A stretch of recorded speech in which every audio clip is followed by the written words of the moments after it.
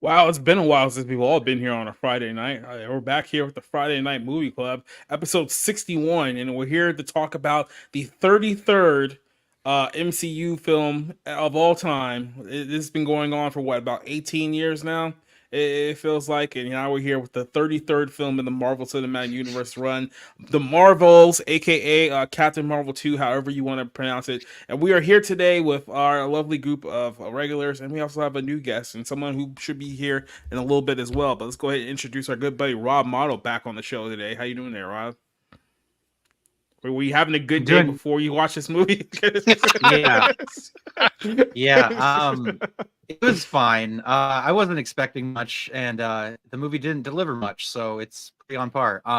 Yeah, I'm really sick of these movies. They're just the same thing. I mean, especially after Endgame, just the same thing over and over and over again. So I hope it's a quick death here. Yeah, some would argue maybe it's even a little bit worse than that. But our good buddy Rick Aragon is also joining us here tonight. How you doing, Rick? I'm doing great, thank you. You know, I just got back literally about an hour and a half from seeing this this film. Like, just put it that.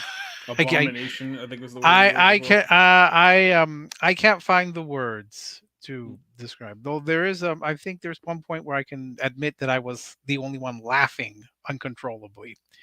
And this will not. I guess we'll have to get into it. Yeah. Yeah. This will definitely hit my memory. And then, of course, joining us here tonight, I think it's our second appearance on the Friday Night Clubs. Our good buddy, a bad take, Tina Bojan. How you doing today, Tina?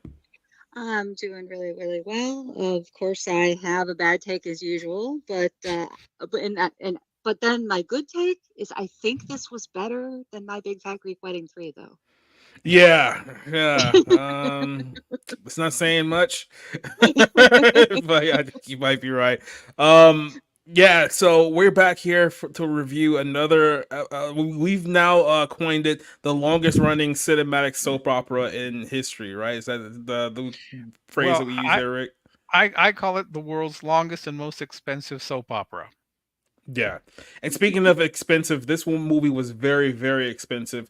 Apparently, the production budget for this was about $280 million, but they did get, like, I guess, a $60 million kickback from the UK government for shoots that took place there. But this whole thing, there's not only just this movie, this whole MCU has been a mess, and we'll talk about it a little bit towards the end of the show when we're done reviewing the movie here. But we need to just kind of start off hot here and kind of like explain to people like how we got here. And quick little shout out just for you guys that are joining us right now. We're on Rumble, YouTube, and on Twitch at the moment. Double Fetch is joining us here, saying howdy. He says that the Marvels is doing worse than the Flash and Indy 5 so far. Yeah, we'll talk about the box office towards the end of this show as well. It's not great. I'll just put it that way. It's not very good. So there's a lot of things going on with this film. So let's kind of start here. This was a movie that was supposed to be released 18 months ago. So this movie has been delayed 5 times in the course of just the last 2 years. This was I mean, at least shot in 2021. This is when they initially shot this film. It was supposed to come out in 2022, and it's been pushed back and pushed back and pushed back. This film has undergone multiple reshoots, multiple multi-million-dollar reshoots as well. At some point, it said they had to go with a massive overhaul of the story to make the story. Now, keep in mind, think about this for a second.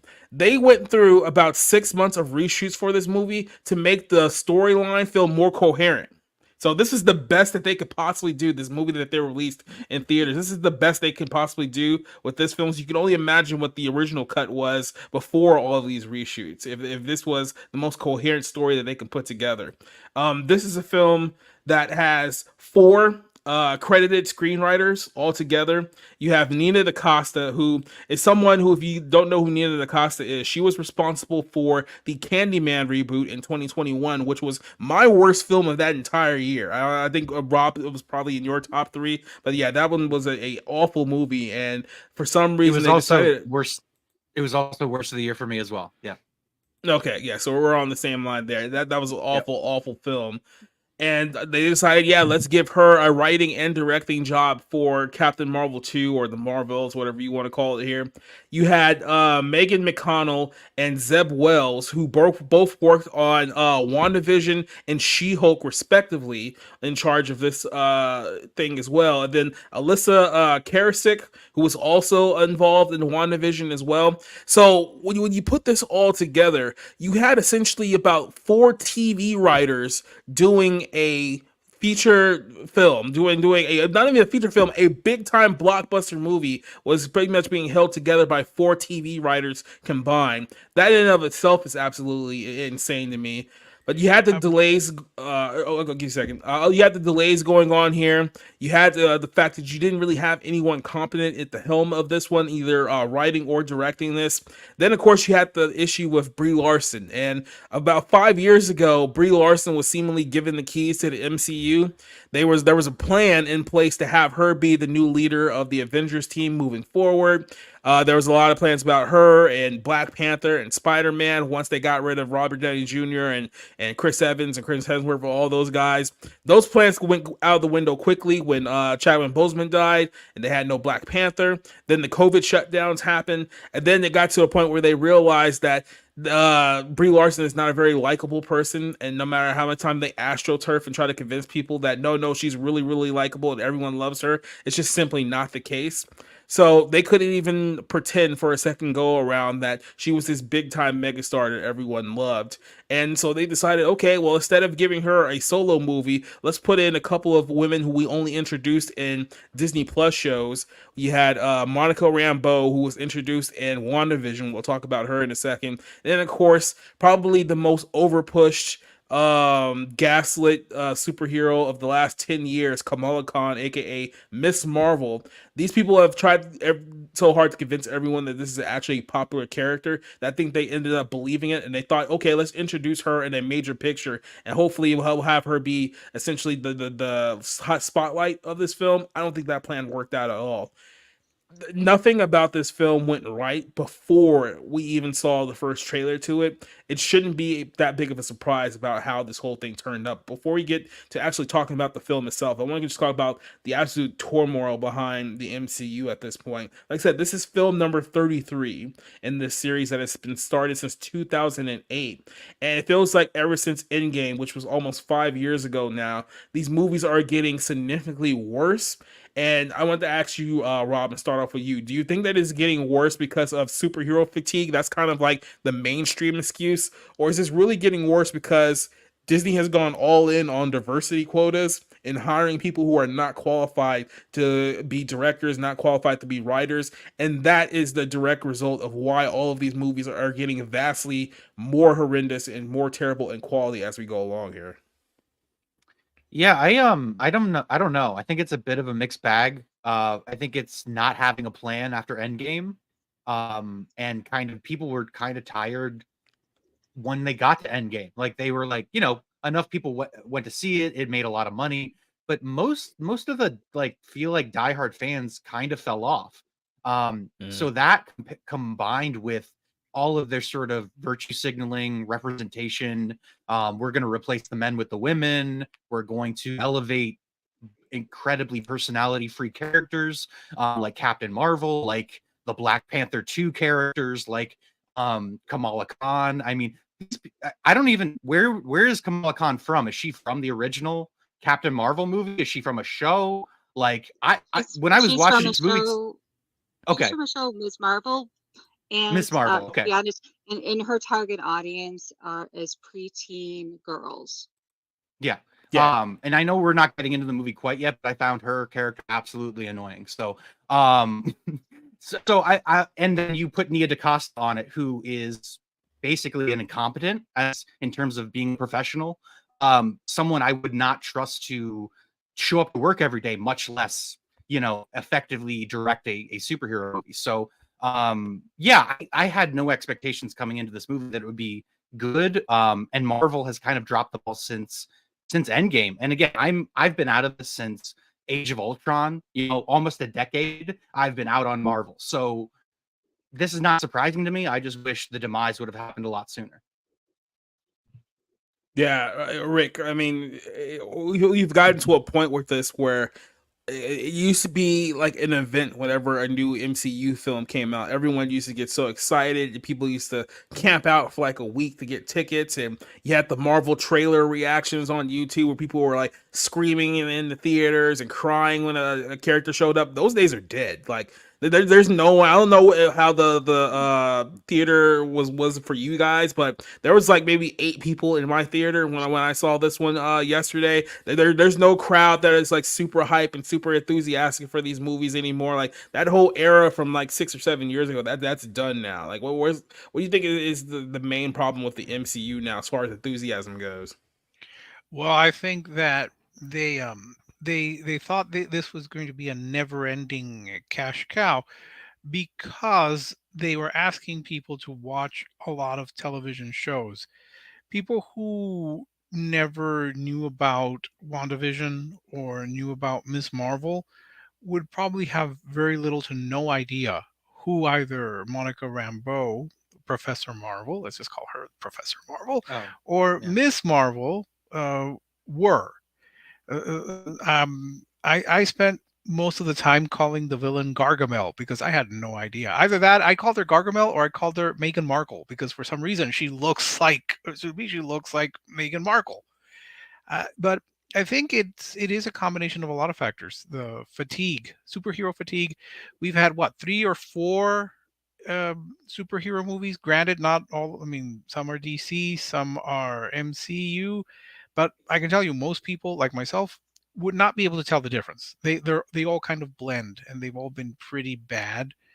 And then to have all of this back knowledge of all of these other TV shows that most people did not watch. I don't think a lot of people watched uh, Ms. Marvel, whatever the merits of the character herself. So people would go into this a bit lost. It would be puzzling. So there's that. The superhero fatigue, just having to have so much knowledge of characters that no one really cared about, and really for a lot of people, Endgame was the end. That was it. That was the end of the story. They had built it up so much that once we got to the end, why would we want to invest in a new set, all new characters that we haven't really been introduced outside of the television shows? It's not very puzzle. It's not very interesting. And I'll say this real quick. I know we'll probably talk about this later, but first, when like at the end of the movie, before the mid-credit scene, I had no idea who that person was. And in the mid-credit scene, I know one person was squealing at the person that came out, but most of us, well, at least my friends and I, were like, kind of rolled our eyes and then kind of went off on tangents about various multiverses that we could come up in our own kind of amused way. So it's a lot of combinations, and it was just fighting. It was fighting a losing game. I only wish that Dune had not pulled out when it did, because it would have been fun to have seen them fight it out. Are you unfamiliar with Dr. Fraser Crane, Rick? I was referred to as the Mexican Niles for a while, Okay. so I'm not too unfamiliar. But That checks out. I will say that we did kind of have a an alternate universe where Doctor Crane was the Beast's therapist, and we started spinning it into all sorts of things. Thanks for the Tina, spoiler. Tina, let me ask you from a more like normie perspective at this point. What is just your take on the MCU? Like, at what point were you engaged in the MCU? At what point did you just jump off of any interest in this series, like genuine interest in this series? Not like, oh, I need to cover this for content. To be actually, I adored every one of the Disney Plus series except for Secret Invasion. So I thought, but I get my name honestly, and I always find something that I like about a series because it harkens me back to my childhood, and I'm a little bit older than the rest of you guys by about 10, 15 years. So I went through my kids being from toddlers all the way to adults and seeing them interact with their comic book characters and have them growing up with the MCU. So I have a lot of what do you call it, fond memories of the journey. So Yeah. that's why I can enjoy it. I've been disappointed with half of the last 12 movies that have come out. However, there were been a lot of aspects of it I liked. There were parts of Quantumania I truly enjoyed. There were parts of Doctor Strange 2 that I really enjoyed. And there were parts of Guardians of the Galaxy Volume 3 that I absolutely despised. And that was the one that, most of the folks I stream with liked out of the last dozen or so. So I don't think that there is hero fatigue at all. I think for Disney, at least their mistake was entangling their Disney Plus series with their movies and trying to recreate that original Avengers storyline that brought us to Thanos. I think that they're very smart in coming out and saying, hey, we're going to produce now spotlights instead of TV series that have a continuity with our movies. So you can watch Echo and not really know anything about her and not have to worry about knowing about her in the future. Very similar to the way they handled the Werewolf by Night production that they did a while back. That, those of us that were comic book geeks that liked the more supernatural aspect of the characters, which I did, really enjoyed the Werewolf by Night series, and it was great because I was going, hey, and I know this, and this is how they're related to here, and and it was back to the original excitement I had for WandaVision when I thought there was something coming. Like, oh my God, are we getting Mephisto? Oh my God, are they doing this? Am I doing that? And obviously, in the end, we're those of us who were fans of the show were greatly disappointed. But the road there was so much fun, and I think that's what they're missing now, is they just keep kind of have their partial quality and nobody and partial wanting continuity across all of the universes, that it was kind of like playing Sudoku before you attended a movie. Like, oh Mhm. shit, did I watch this series first? And who's this person? And do I need to know? And blah, blah, blah. So at least they were good at the beginning. I know we'll get into the Marvels a little bit um, about saying, hey, we assume you guys know nothing. So we better tell you who these three people are before the series starts.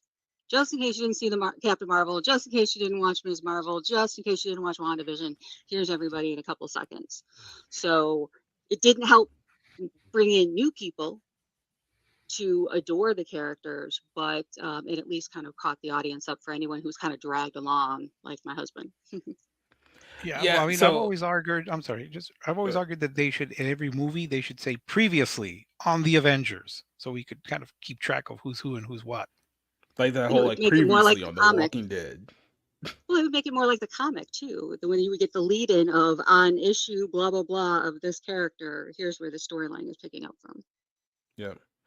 And so, Rob, this is something that you've that's really like ironed you over the last few years. Is that now we've reached the point of the MCU where not only do you have to watch like 33 movies to kind of understand what the hell is going on here, now you also have to watch the television shows as well, because this this movie here introduces two characters that you would have only seen from Disney Plus shows. Like I said, the character of Monica Rambeau in was introduced in WandaVision. If you recall her character, she was the one who broke into Scarlet Witch's, I guess, force field when she kidnapped an entire town against their will. And then she had that really cringy line at the end of, "Yeah, they'll never know what you did for her," even though she kidnapped them for like months on end against her will. And then in the what was it, the Doctor Strange 2 movie, it was Wanda who went and killed an alternate universe version of her own mother in that film too. So it's like, oh yeah, you really muffed that one up pretty good.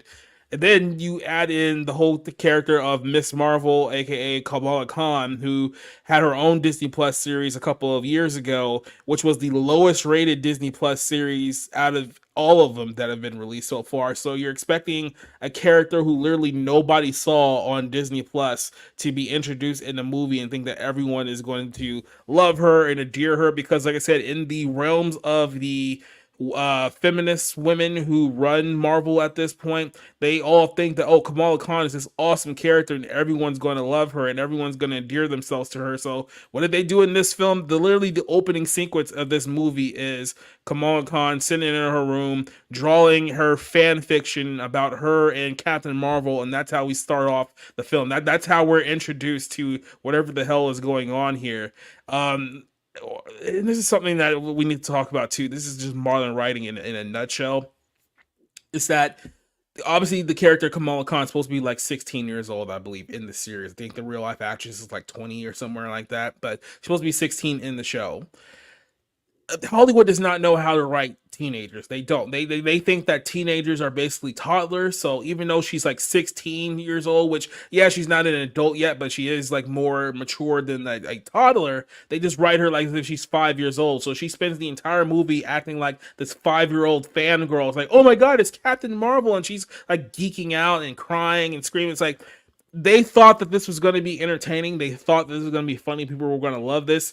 It got very old very fast. And like I say, if you don't buy into this whole bit in the first couple of minutes, it's only going to wear on your nerves as the movie goes on here. So I want to start off here with you. What did you think about the new additions of this movie, being Kamala Khan and Monica Rambeau? What did you think of their characters, the way that they're presented, and just your overall feelings of those characters before we get into all the other stuff that actually happened here? Well, the woman who plays what is it, Professor Marvel, or who becomes Professor Marvel or whatever. You're saying her character's name is Monica Rambeau, right? Monica Yeah. Rambeau, yeah. The same one. Okay, I actually saw her first she's in Mad Men in the later seasons as sort of a Don's like black secretary during the 1960s, and what. So she's a decent actress. She's not a bad actress. I know she was in Spike Lee's Chirac, which I still haven't seen. But again, it's you have talented people kind of being failed by terrible material. Now, I can't really say anything positive about the actress who plays Kamala Khan or really Brie Larson. Like Brie Larson, look, if the material is decent, she can be good. But this whole movie is just a mess. And I didn't see the original Captain Marvel movie, so I can't really compare it. But I don't think that they engendered any new, fans or audiences by sort of including these characters. It feels like they didn't have an idea for a movie and they kind of just threw some shit together. Especially hearing about the post-production that Nia DaCosta wasn't even present for. It's just like, it just sounds like a giant mess. My experience with this movie was mostly annoyance and boredom.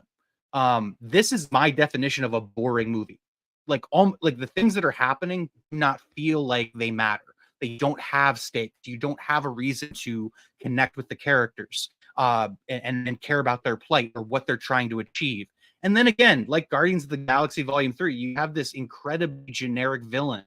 I don't care about you hating Brie Larson and wanting to punish her for killing or harming your people, or oh my god, I just don't give a shit. You know what I mean? Like none of the narrative material added up to a compelling or interesting experience in terms of storytelling. So I don't know where they were trying to take this. I don't know if they were just trying to deliver a turd sandwich, contractually, instead of getting a tax write-off like WB did with Batgirl, and the cartoon movie they did that with. So, but yeah, I would have preferred this not see the light of day and then be what it is, basically be a movie that's released in the market.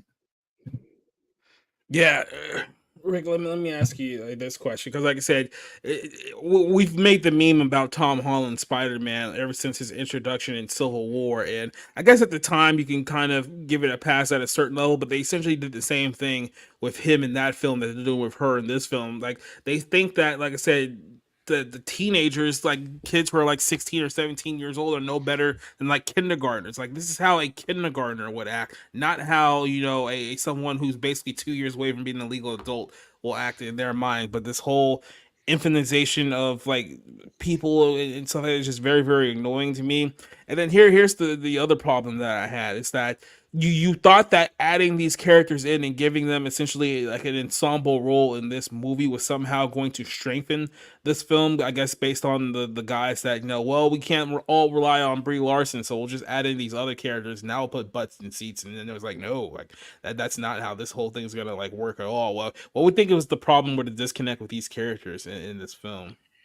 Well, first they were introduced on television, so people who know only the movies are going to have very little idea. I kind of did because again, the Alamo Draft House where I go, Mhm. uh, they have a little pre-show, and they gave you a little, you know, a little summary of was it WandaVision and Ms. Marvel.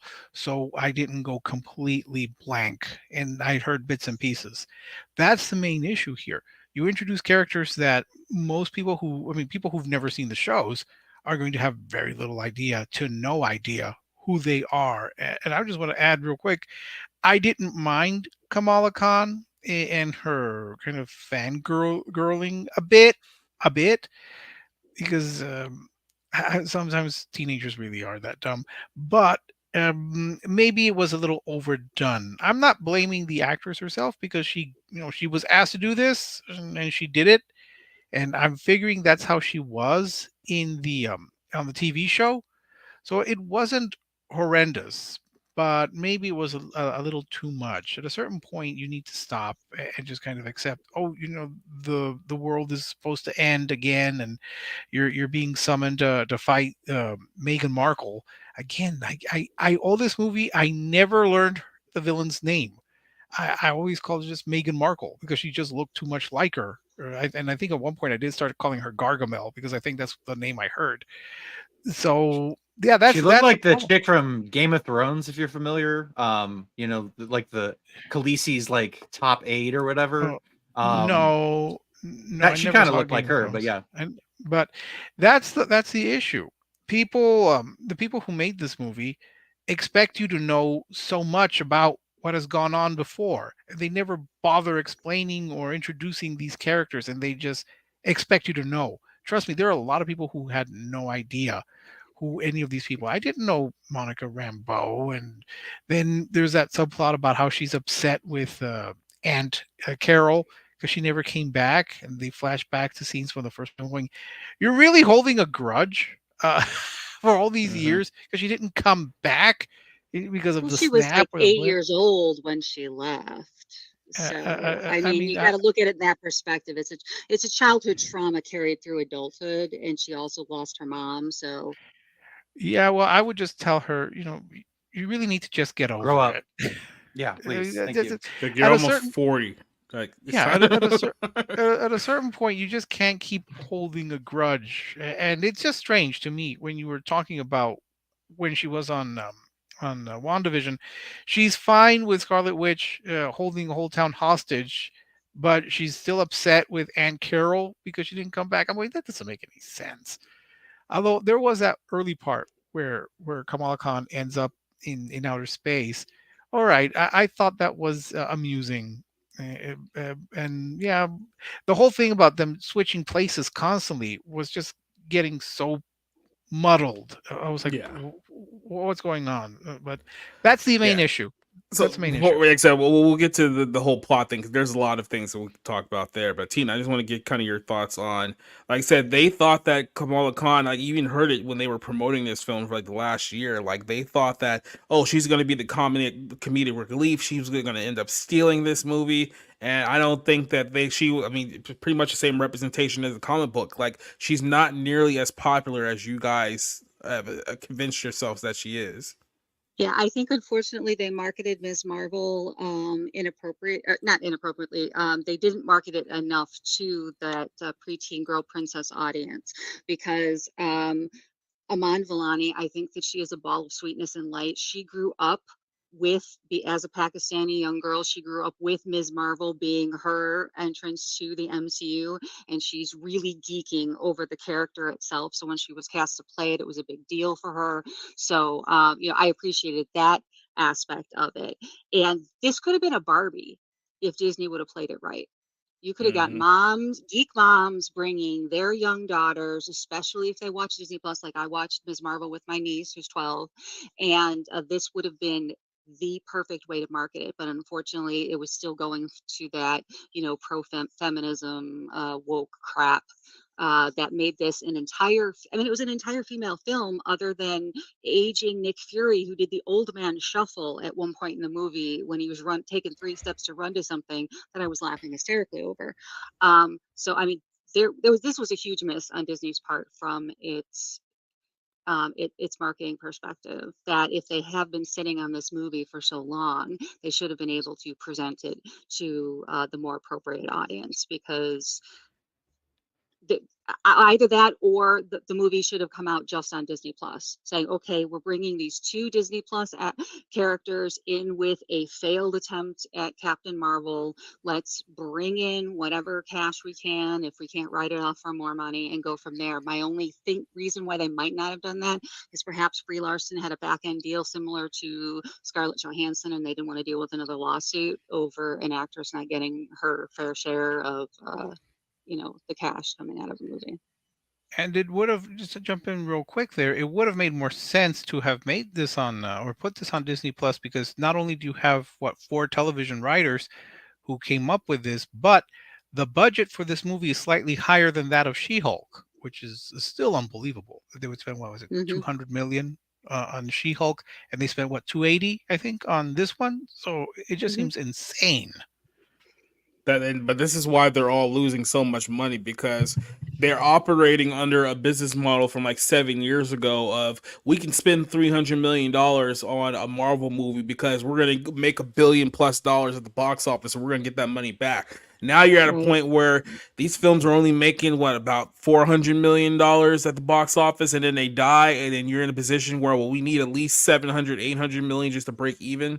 So yeah, when the money dries up, all of a sudden you're in we're screwed territory essentially here. So this is what I noticed about this film, is that, because I know I wasn't expecting this movie to be good, especially with everything going on behind the scenes here, but I was expecting something here that we can talk about. Maybe it was going to be super woke and annoying. I was expecting it to be like maybe so bad that it was good.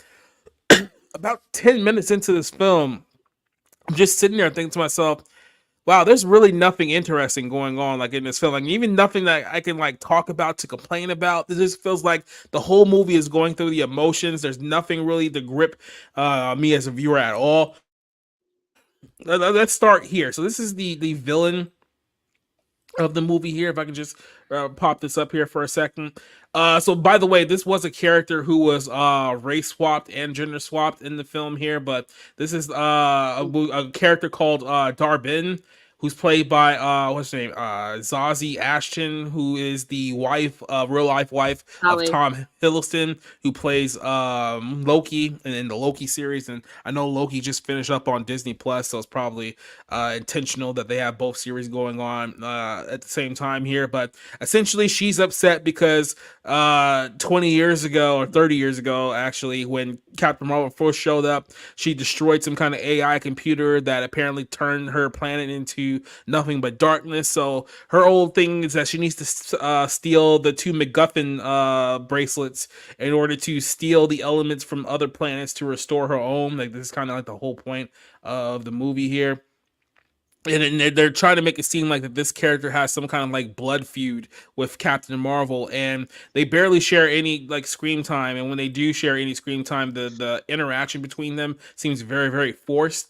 And I think it's even a while before we're like even introduced to Brie Larson's character, Miss Marvel, in the movie. Keep in mind this is supposed to be like the sequel to her film, but all the other characters are essentially stealing her spotlight for the first like 20 minutes. So I can understand why she's not very happy about that, but. I mean, I'm just sitting over here and I'm looking at this and I think to myself, wow, not only is like the dialogue really bad here in this film, but nothing about the story seems like, it matters. Like nothing is meshing well. They're not telling an ABC type of story like whatsoever here. This feels like they're just throwing a bunch of things together. They're putting in a bunch of dialogue that's very, very poorly written. And I wrote this down. They even said it in Slack a few times. It's like, the writing of this film is like really, really bad. Like, say what you want about the acting, it's like there's nothing to inspire a good performance writing wise. Like in this movie, like the interaction between the characters is just dull and out of place. Samuel L. Jackson is in this movie. Can anyone tell me what his purpose he has in this film whatsoever? Because he could have been written out entirely and would have changed absolutely nothing about this movie. It's just His job was to entertain Kamala's family, only because they were doing it not, I don't know, retaliation, but maybe match point with Blue Beetle. Because this worked for me, where Blue Beetle did not. Blue Beetle was a joke with how they shoehorn the family into the story. This at least made more sense from that perspective. So the reason why this wasn't as annoying as Blue Beetle, because Blue Beetle's family just kept popping up, just like as he's trying to be the hero of the story. It's like, oh, here's Grandma. Make sure we get a grand. Like that part got very, very annoying. They were definitely far more subdued with this family, but like I said, the writing here, like I'm just sitting here like taking notes. It's like I couldn't even take notes on anything. There was nothing like, oh, I will write this down, make a note of this for the show. Like nothing like happened for like the first 20 minutes of this movie. Rob, I think he said the same thing, right? About the films. Well, and he's the sort of connection, the larger connection to the Avengers. I mean, I know Carol is as well, but it's like he's the dad figure telling her not to be headstrong and jump into trouble or go off, because he even says in the beginning of the movie they're on some kind of peacekeeping mission or something, and not to go in and fight, basically. And then he's incredibly slow on screen. Samuel L. Jackson. He basically in the beginning of the movie is this expositional dialogue guy. He's having a conversation with Professor Marvel and just giving the audience this information so that we can move on to the next part of the story. And it's whatever. It's fine. I don't blame Samuel L. Jackson at this point. I mean, it's like, we need to have some continuation from the older Marvel movies, but his character basically is in the first act, and then he's kind of forgotten about. Yeah, and they did a really poor job of tying the peace treaty at the beginning of the movie to what happened in A Secret Invasion. All right, just for the record, Samuel L. Jackson is 74 years old. Yeah, he got discovered late. Like he got discovered like when he was in his 40s after he had been through some shit. So like I will give that dude a pass. Yeah, so I mean, I really didn't mind that he was this ancient figure, and he was there just kind of to keep the Khan's company and to provide memory for cats. Yeah, if you're not a cat person, don't go see this movie, because that becomes an obsessive running gag. I guess in the first, if you guys don't remember the first Captain Marvel movie, the whole gag is that Nick Fury just finally reveals that he lost his eye because the cat thing like has hit him in the face, and that's why he wears the eye patch. So there was this whole thing about the cat in the first movie, and they decided, well, I guess audiences like the cat in the first movie, so let's make it an even stronger feature here in the second movie. So there's Yeah. even like a plot point of where the cats essentially save everyone by eating them. And then And With I they also how also And look, uh, with how short I the think movie was, with how short the movie was, Mhm. and the Flurkins were such a huge part of the third act, what was worse that they had to take out? Like I said, well, this is their version of the story where the storyline apparently made sense. So that means that there was a worse version of this movie out there that they're like, oh, we need to polish this thing up because no one's gonna know what's happening in this what film. what I find appalling, and I know we're jumping way ahead. What I find appalling is the use of memory, which is the worst song you could pick for that particular scene. I get why from they used Cats, it. Yes. from Cats. Oh God. Yes. Yes. I get why they used memory from the musical Cats because it's about the only song that people who've not seen the show know Right. from Cats. But Hmm. I told my friends, look, they should have picked something if they were going to really do that, which I thought was stupid. They should have gone for like Jellicle Cats or Mr. Mistopheles, which at least would have been slightly humorous. But you can't pick very sad, slow, depressing song as the cats are swallowing all these people to save their lives. It's just such a weird contradiction. It makes no sense, and it Yeah, didn't and help they that I did keep was in mind they have like the guy in the PA running like, "Stop running from the cats, let them eat you," or something like that. Like they kept yes, like repeating it over and over yes. again to the point But like, why on earth did they pick Memory? I mean, I know why, because again, it's probably the only song people can connect to the musical Cats, but it's just so out of tune, no pun intended, with the scene. As there's panic and chaos and they're trying to save their lives, and when you've got this song that is played at funerals being played, and at that point, I'm literally in the theater just mouthing the words and trying to be as bombastic because that's a very bombastic song at a certain point. It made no sense, and I was thinking they should have picked another song if they really wanted to go that route, which I thought was stupid. They should have just picked another song that would have been slightly more upbeat to keep to that kind of. I guess they were attempting humor at this, and there. Oh, but back to the very beginning, the idea that she's the Annihilator.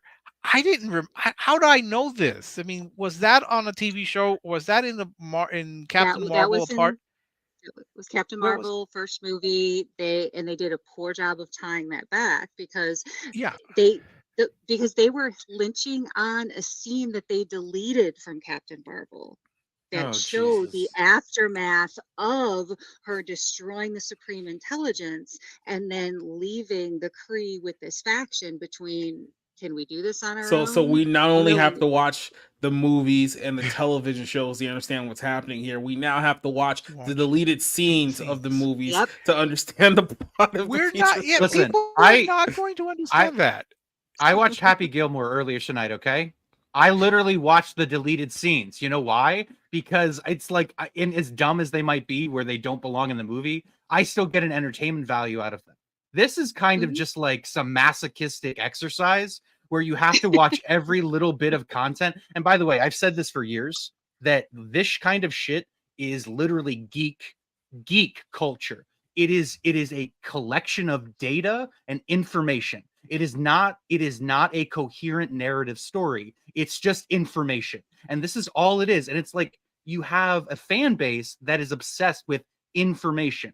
And it's mind-blowing. Now, animals are not always manipulative in movies. I kind of have a heavy bias against them, but even something like Men in Black just used an animal with the little galaxy around its neck as a key plot point in a more a comprehensive and interesting way than this movie ever could, or Guardians of the Galaxy Volume 3, which is basically animal torture porn. You know what I mean? So it's like Mhm. it just doesn't add anything to the story, and it's like, hey, we're out of ideas, so maybe you'll laugh at this. Maybe Well, you'll yeah, like this part. and the geek in me who is following all of these points across all of these offerings is going, well, wait a minute. The people in Spectre have no idea how the Flurkins act because the Flurkins spent all their time with Carol on a different space station somewhere else. Only Samuel Jackson knows that it's okay for the Flurkins to eat something and throw it back up. So this made no sense. So Well, for Yeah, me, and I'm let's like complaining about this. really, My husband's like, shut up. hold I'm at on. least listening to the song. Real quick, let's jump in our buddy here who's wearing his Ezra Miller t-shirt right now. Our good buddy Spencer joining us for this show. I'm ready to commit some crimes against this movie. I wish, like, if there was ever a movie where a woman deserves to get hit in the head with a chair, it'd probably be this movie right here. My God, I mean, so we're kind of. So we're kind of just essentially just talking about just how poorly written this was. And Spencer, I want to shoot this off of you real quick here. Is that about the first 30 minutes of me like watching this film, I thought to myself, was like, there's really nothing to talk about with this film. Like there's nothing, like not even like the bad things about this film was like worthy of like writing down. Like I'm sitting there with like a pen and a pad, and it's like, there's nothing going on here. The only thing I wrote down is like, wow, the dialogue is really bad, and just the writing in general is really bad. It's like the movie is already like going in like 30 minutes in, and you're like, there's nothing gripping about the story like whatsoever. Like we got to a point where like the Skrulls planets were being like destroyed, and we're supposed to feel like emotion for these people. It's like, I didn't even know they were there till like 2 minutes ago. So like now I'm supposed to care that they're all dying off. It's like that's what like you and Tina and everybody were talking about like a second ago, is that this movie, like that's all that was running through my mind while watching this, was just, this is a mess, like a production disaster, because you can tell where things were mashed in, where they made cuts, where they made edits, where they tried to force a new thing, and everything is just like, why am I here? Like, even we knew it before going into the movie, but it makes total sense now why all of the advertising and marketing is banking on the last 5 minutes of the movie. it's so a big part of this, before we get into kind of like the big flaw here with this film, is like this person, we talked about her, Tom Hiddleston's wife. I don't know how you pronounce her first name, whatever, it doesn't really matter. Sally. Every time she every time every time she tried to be menacing in this film, I just thought to myself immediately, it's like, she is so miscast in this role. And it's like, I get it, because it's like, because there's a female hero in the lead, it's like, well, we have to have female writers, we have to have female directors, we even need to have a female villain. It's like, you race and gender swap this character here so that she can be in the role. And every time she tried to look menacing and be angry, because she's basically just being Ronan the Accuser from the first Guardians of the Galaxy film, with less dialogue somehow. Like, Lee Pace didn't have that many lines, and Zowie somehow has less. And in Guardians of the Galaxy, it's like, he had like, a strong voice, a strong presence, and then she's like basically just doing a cheap knockoff of what he was doing in that film, doing it even worse. And like, and she's the antagonist of the movie. Dude, it's like the whole movie relies on her being the villain. There's a shot where hold on, I'll let you go, Rick. I just want to make a really quick note because it backs up that point. There is a shot where she is standing before like the Kree or whatever, and she's getting the accuser like clothing on, like they're like donning it on her, and then she stands there with it all on, and it looks so sad. It looks like 3 5-year-olds put on their dad's clothes and try to go to the movies. Like, it looks so bad. All right, go ahead, Rick. No, I was saying you weren't impressed with the Annihilator. You didn't get the emotion out of No, the problem is that the movie starts with her looking for this mystical space bracelet rock thing. Yeah, this thing, and we're supposed to think, oh, this is a great villain. It's like, why is Meghan Markle in this movie? That's my first thought. That was my actual legitimate thought. Like, she's made a comeback. I had no idea who this person was. I couldn't take this villain seriously. And then she goes on about the Annihilator. Oh, we're getting her. We need to suck all the air and the water and the sun. And I'm thinking, did they rip that off from Spaceballs, where they needed to steal the air from that planet? This is I can't take her seriously as a villainess, and I had no idea who this person was. I didn't know much. I mean, they should not have started with her. They should not have started with her. They should have built up the villain, because you throw this villain, and I'm supposed to be, oh, it's Meghan Markle. Okay, she would probably scare the House of Windsor, but oh, I'm like, who is this person? That was my Rick, first thought. Who is this nobody person? gets your Meghan Markle joke. I just want you to know that. We're all really confused as to what you're talking about. She looks like the Duchess of Sussex. She looks, to me, she looks like Prince Harry's wife, and Yeah. I swear I thought that was her because she looks a lot like her. But I really don't know who the character is. I had no Nobody knows who idea. she is. So how do you build up any sense of tension or suspense, or like, oh, she's a worthy antagonist to the Marvels, when you have no idea who she is, what her motivations are? Like, who is this woman? Why is, like, some random person just pops up? It would have been more frightening if I had been the villain and I had the fake Thor hammer walking around there. Whatever. I mean, I'm sorry. I was like, who is this person? Why am I watching this person? Why am I so scared? Why am I supposed to be scared of this villain? Like, who is this person?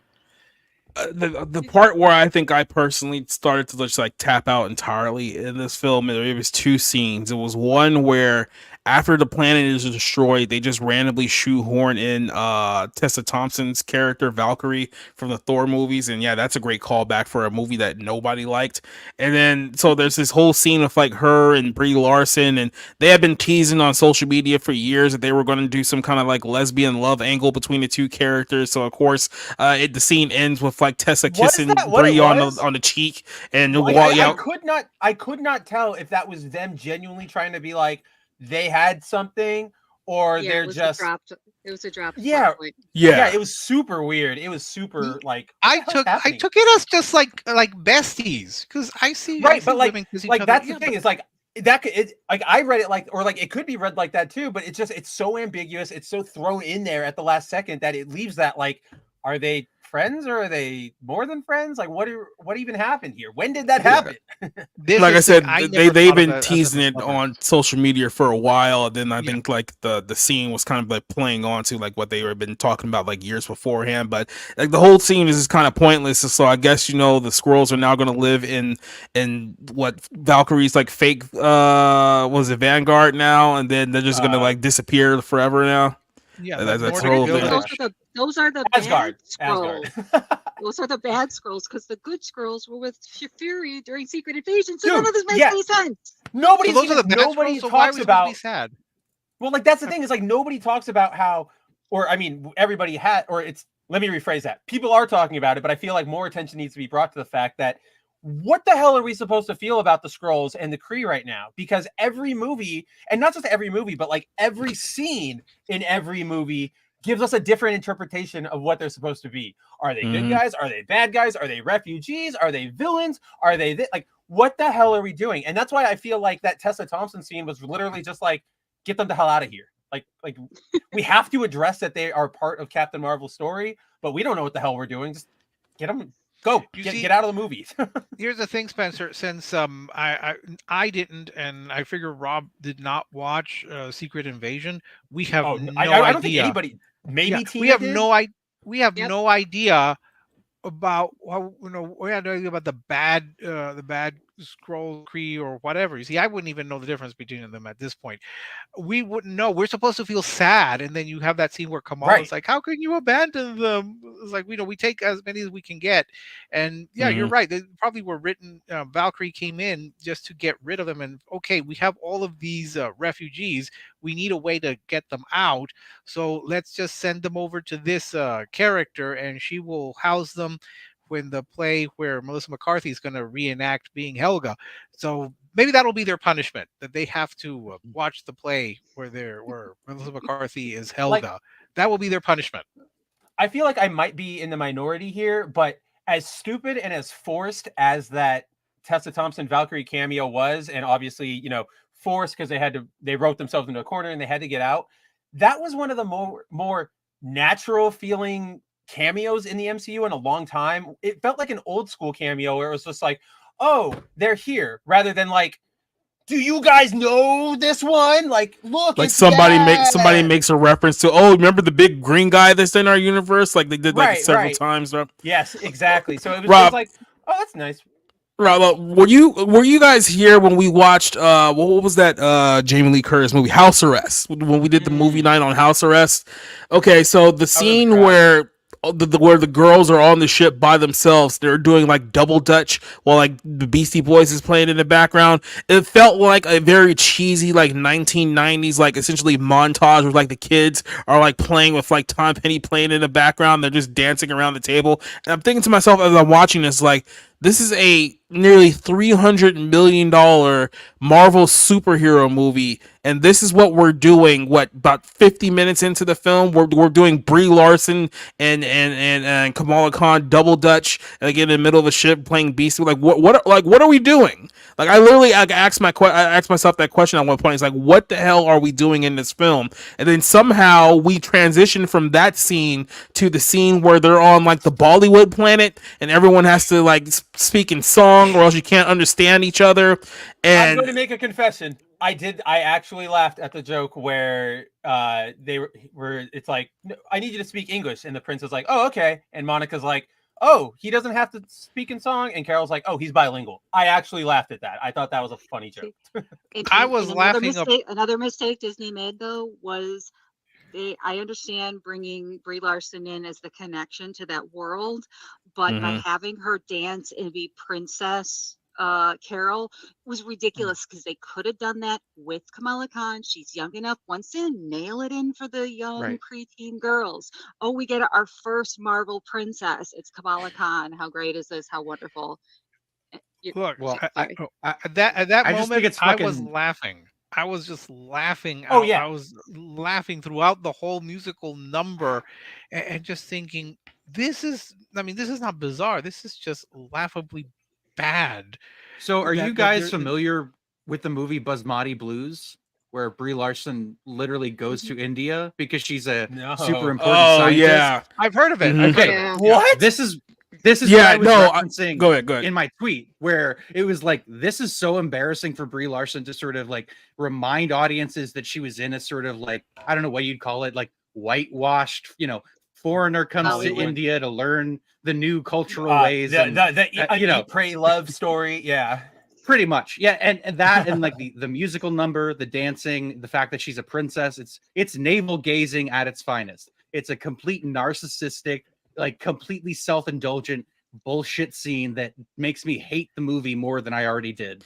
Yeah, I think somebody mentioned that too. That was a reference to like they said, that movie called like Bamati Blues. It was a film that she had did in like 2012, and it just got held up for like 6 years until like Shout Factory ended up buying the rights to it to release it in like Oh. 2018 or whatnot. And it's literally just Brie Larson and like being like the white girl in like a Bollywood like musical or romantic comedy, whatever the case is. It is just so like weird and out of place. And I guess that's what they were trying to go for, like with this scene, just kind of have her be like the same weird and out of place character that she was in that movie. But at the same time, you have to be like, how many people actually even remember that movie for a reference to begin with? Like, how many people were like watching this scene and be like, oh yeah, that's a callback to that other movie she was in 10 years ago that nobody watched? Yeah, well, I have to admit, I thought it was kind of amusing that Kamala Khan is she's getting into it, but then she's supposed to be like a child, so it kind of worked. Other than that, I was thinking this is so laughably bad that they're doing this. I get the point, they're trying to be unique to try to create this world where you only sing, but it's just so weird. And I don't But like, understand I it. think that weirdness is like something you can go for. I just don't. I think it's like a tonal mismatch here. I think they didn't. A lot of this movie is like, here's an idea, but we're not going to fully commit to it. We're going to play with it and then move on to the next Well, thing immediately. here's the other thing with bad writing. What was even the point of going to this planet in the first place? It was like they went there. It was like, okay, well, this is going to be the next target. It's like, okay, are you going to protect the people on the island? Apparently, they weren't there to do that either. Then they get their asses handed to them anyway, even though they had to jump on the new location. It was like, what was even the point of them being there, being on the Bollywood planet where we have to dress Brie Larson up in this like weird, like, what was like Princess Cinderella costume for like a scene which goes absolutely nowhere. It's like, what are we doing? Like, what's the point of any of these scenes here? Yeah, and she A had set to. Yeah, piece she is had just a to. set piece that doesn't work.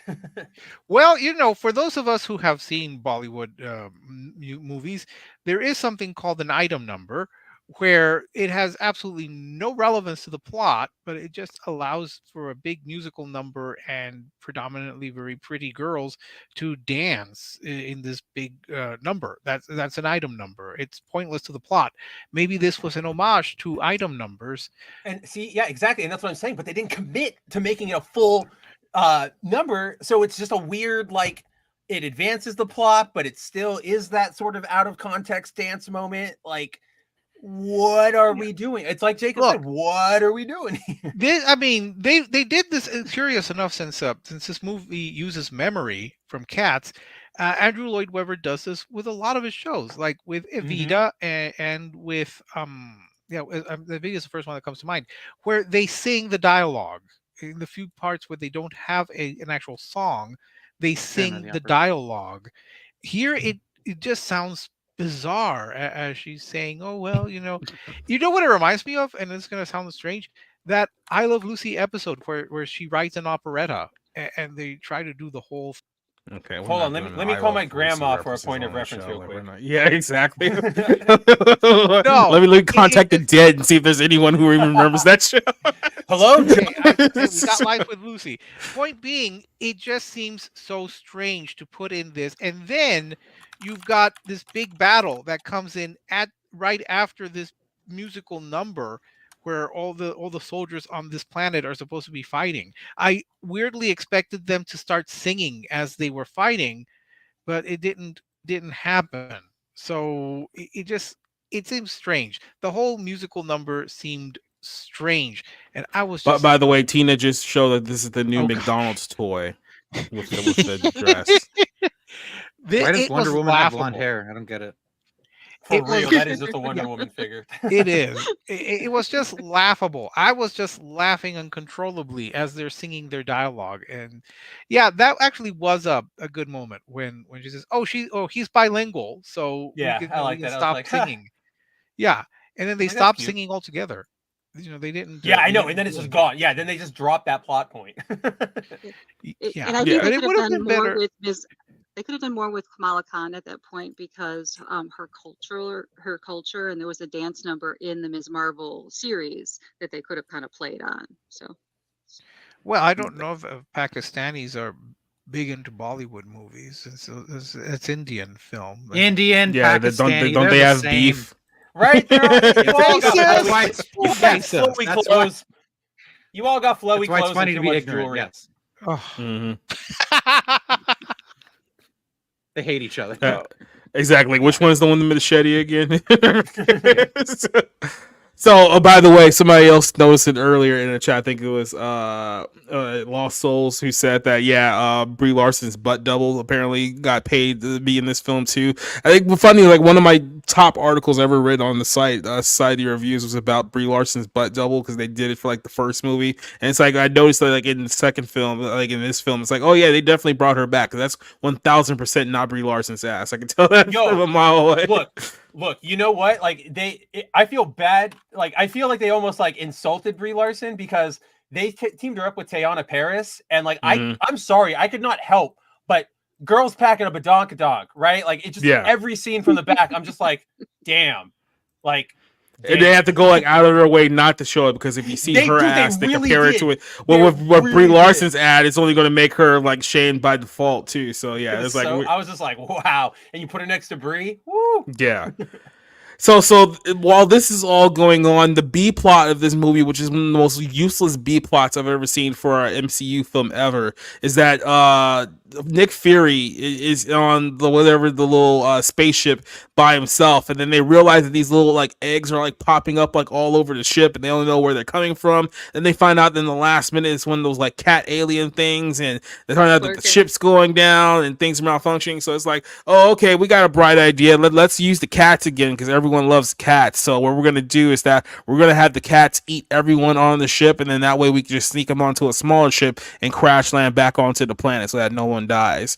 So if you're wondering why there was literally like 700 cats on the poster for the Marvels, that's the whole bit with the cats. So there you go. That's this Hollywood 101. They'll take one thing that kind of worked in a previous film, run it into and then the ground. the very next movie just immediately runs it right into the ground. It's like you had one good joke and then you just killed it like almost instantly. Well, I'm sure that there is some kind of cross merchandising with some cat toy or something that Disney's going to do to capitalize or attempt to Oh, capitalize. I've on already this. seen one of their merch items is like a plush that specifically is supposed to like go on your shoulder. That's of Goose. There you So go. they're already there. So then at this Maybe point, they got to deal with Lord Webber to promote more of his musicals. Oh, Release God, the butthole cut. What are we doing? Now is the time. The multiverse is expanding. that's a pin we didn't need. But Don't worry, we'll get to it. Well, I hope Lord Webber didn't write that song on the Musical Planet. That's not a good song. Yeah. No, like again, like you can. I don't think they got anybody with any musical writing experience. It's all half-baked ideas that nobody decided to develop all the way, and you can see it through every aspect of this production. It's so weird. So It's like a keep in straight mind C. that this is a $300 million MCU film here. So we get to the scene where they finally get like their new costumes, and it's like Brie and Tina gets like this weird like bodysuit type thing that's at least form fitting and kind of works, and then they just give like Kamala like this really just frumpy looking piece of fabric that costume doesn't fit her body like whatsoever. It's traditional Pakistani garb, and that's what her costume is based on. And she made her own costume a la Peter Parker. So the original one, kind of the first one. Yes, yeah. So yeah, No, I'm kind of talking about the throwing- one that they got from the K-pop planet or the Bollywood planet, whatever the case Or was. new Like, one. They were basically the same. mhm. It's just like it's No, like it's like one of these things are not like the other. Yeah, like I It's would push like- back. Like they're the same and maybe like the silhouette, but if you look at like Kamala's original suit just has like the red tights and then the blue thing on top and a scarf. This has like MCU lines on everything and like random armor plating on her shoulders, and it's like what? Just put the lightning bolt on a shirt, and that probably works way better than anything you're gonna do. Yeah, but It looks like a poncho. But Captain Marvel did ask for we need a costume change for a battle. And She that's did, where but their that costume doesn't came from, mean so- that doesn't mean you have to make it look ugly. Mhm. Yeah, you do know you can at least try, right? Well, my husband's into martial arts, and he was quite upset to find out that Kamala Khan got that weighted scarf and was able to kick everybody's ass with it, with like absolutely no Instantly, training. that was really weird. Yeah. Yeah, Oh, that's so weird, but the musical planet is pretty normal. Is that the argument I'm hearing? Well, that that actually is going too I don't far. think anybody's arguing that. Oh, okay. I'm good. a big musical theater nerd, and Yeah, so am I. And so is my husband. So we had no problem with the musical. He had the issue with the martial arts scarf that with no training. Look, I still have an issue with their use of memory for that No. cat swallowing. Okay. It just Rick. again, Agreed. We know, Rick. it's a- We know. It's a dumb song. It's a dumb song. I do have a to question, perform. real quick. for Let Rick, it though. go. So, real quick, is Andrew Lloyd Webber known as Lloyd Webber in like the industry? Well, I mean, he Because- technically is a lord. He was Okay. elevated to the House of Lords, so he's Lloyd Webber. Okay. No, Rick is an expert at facts that nobody else knows or really cares about that much. So- You want to know about the British Crown or movies nobody's ever seen from like 1910? if someone was knighted back in 1982, they're going to be so forever for the rest this of is their why life. I know about Lord Webber and Meghan Markle, Duchess of Sussex. Rick is the type of Not person that who, point. if he was watching like the NBA, he would be referring to like Sir Charles Barkley like the entire time. So like, just gets Hey, absolutely. Sir Barkley sounds rad. I'm gonna start doing that. So then of course we get towards the end of this film, and yeah, it feels like we just like fast forward through a lot of this because nothing really happened. So that's what the case Well, like is. So that's one of my big problems with this entire film is that it's not just literally that we sort of fast forward through everything. It's like all the events and everything that that's supposed to have taken place. Like there's no frame of time reference for when everything happened. So like my main problem with the princess planet thing was like, okay, so when did she go out here? When did that happen? She was like, it's just all these things that they go, oh, this happened, that happened, this happened, that. And it's just like, why are we just info dumping? Why couldn't you make a coherent plot? So here's the thing, and I wanted to get your thoughts on kind of how they put this whole ending together. So there's this big battle going on in like the darkness of the ship or whatever the case is at this point, and it's 3-on-1. The Marvel's team gets the upper hand, and then our what is this Ronin ripoff gets trapped on like a giant rock, and there's a moment there where I'm thinking to myself, oh my god, they're gonna try to redeem the hero because she's a woman, and it's gonna be a big girl power ending. So I started rolling my eyes here a little bit, but then they ended up making it even dumber, where they essentially give her a chance to like get back up and her redeem herself, and she immediately turns on them as if like, what else did you think was gonna happen? She's the villain of the movie, like of course she was gonna turn on you. So then she ends up getting like the MacGuffin bracelets, which is the whole point of this movie is that she needs the bracelets to, I guess, open some kind of wormhole to another universe so that she can steal their supplies or something like that. And then she gets the thing and immediately kills herself after she gets it. Like she puts it on, she powers up, and then she just like explodes and like blows a hole into like the multiverse or something like that. So then the next thing you know, it's like the Marvels have to team up to close the hole that the villain who just committed Sokapoo just put herself back together. So it's like now we have to patch up the hole in the multiverse this chick led. And it's like, oh, in order to patch it up, I have to stay on this side. And it's like this one emotional. It's like, no, you can't go. It's like no one knows who this character is. She was introduced in a TV show 2 years ago. There's also this weird bit of dialogue where like when and I noticed this because it made no sense because they have the plan. It's like, okay, I need to go over there and fix it. Okay, juice her up. And then she flies out there and then she's patching it back up. And then all of a sudden they're like, Monica, you got to come back. It's closing. And she goes like, I always knew I would have to stay back here. And I'm like, always? Like, it's been a 5-minute plan. What always? Yeah. Like, you couldn't have just said, like, I know, I figured I would have to stay. It was just so weird. Like, always? They're trying to force the emotion, like you were saying. In their mind, they thought that, like, the second she was going to look back at, like, Captain Marvel, like, the Titanic thing was going to start playing, and, like, people were going to, like, start crying in, like, the background. It's like, no, not Monica Rambeau. She can't stay. It's like, she's not dying. She's just, like, stuck in another, like, multiverse. Like, basically, it's almost the same thing they did with Ant-Man earlier in the year, where it's, like, towards the end, where they were teasing that. Crap, you're right. Yeah, whereas like, well, Ant-Man and the Wasp were going to be stuck at like the quantum verse like for a while, and that was supposed to be like their big ending until they just yanked the rug, and it's like, nope, never mind, we're coming right back. So screw that ending. 2 seconds, like couldn't even give us a new scene, just right there. It loses and then comes right back. Oh, we're fine. when she's fixing up the hole, that would have been a good part to put memory in. There you go. I like that. Thank you. There you go. Well, I was, but my husband was really upset. He's like, wait a minute. So when you have the option to keep Brie Larson over Teyana Paris, they left her in the other universe? I'm like, no. I'm like, it's okay. That's supposed to be like a, branch timeline off of the Fox 838 universe. It's okay. We're going to see her again. And he's like, all right. I just don't want to keep Brie. Well, no, like that's a really good point. I noticed that. So like, I know I've talked about this with Jacob on like Black Pill streams and around the horn, but like if you ask people about their general consensus about the cast, right? You get, Brie sucks.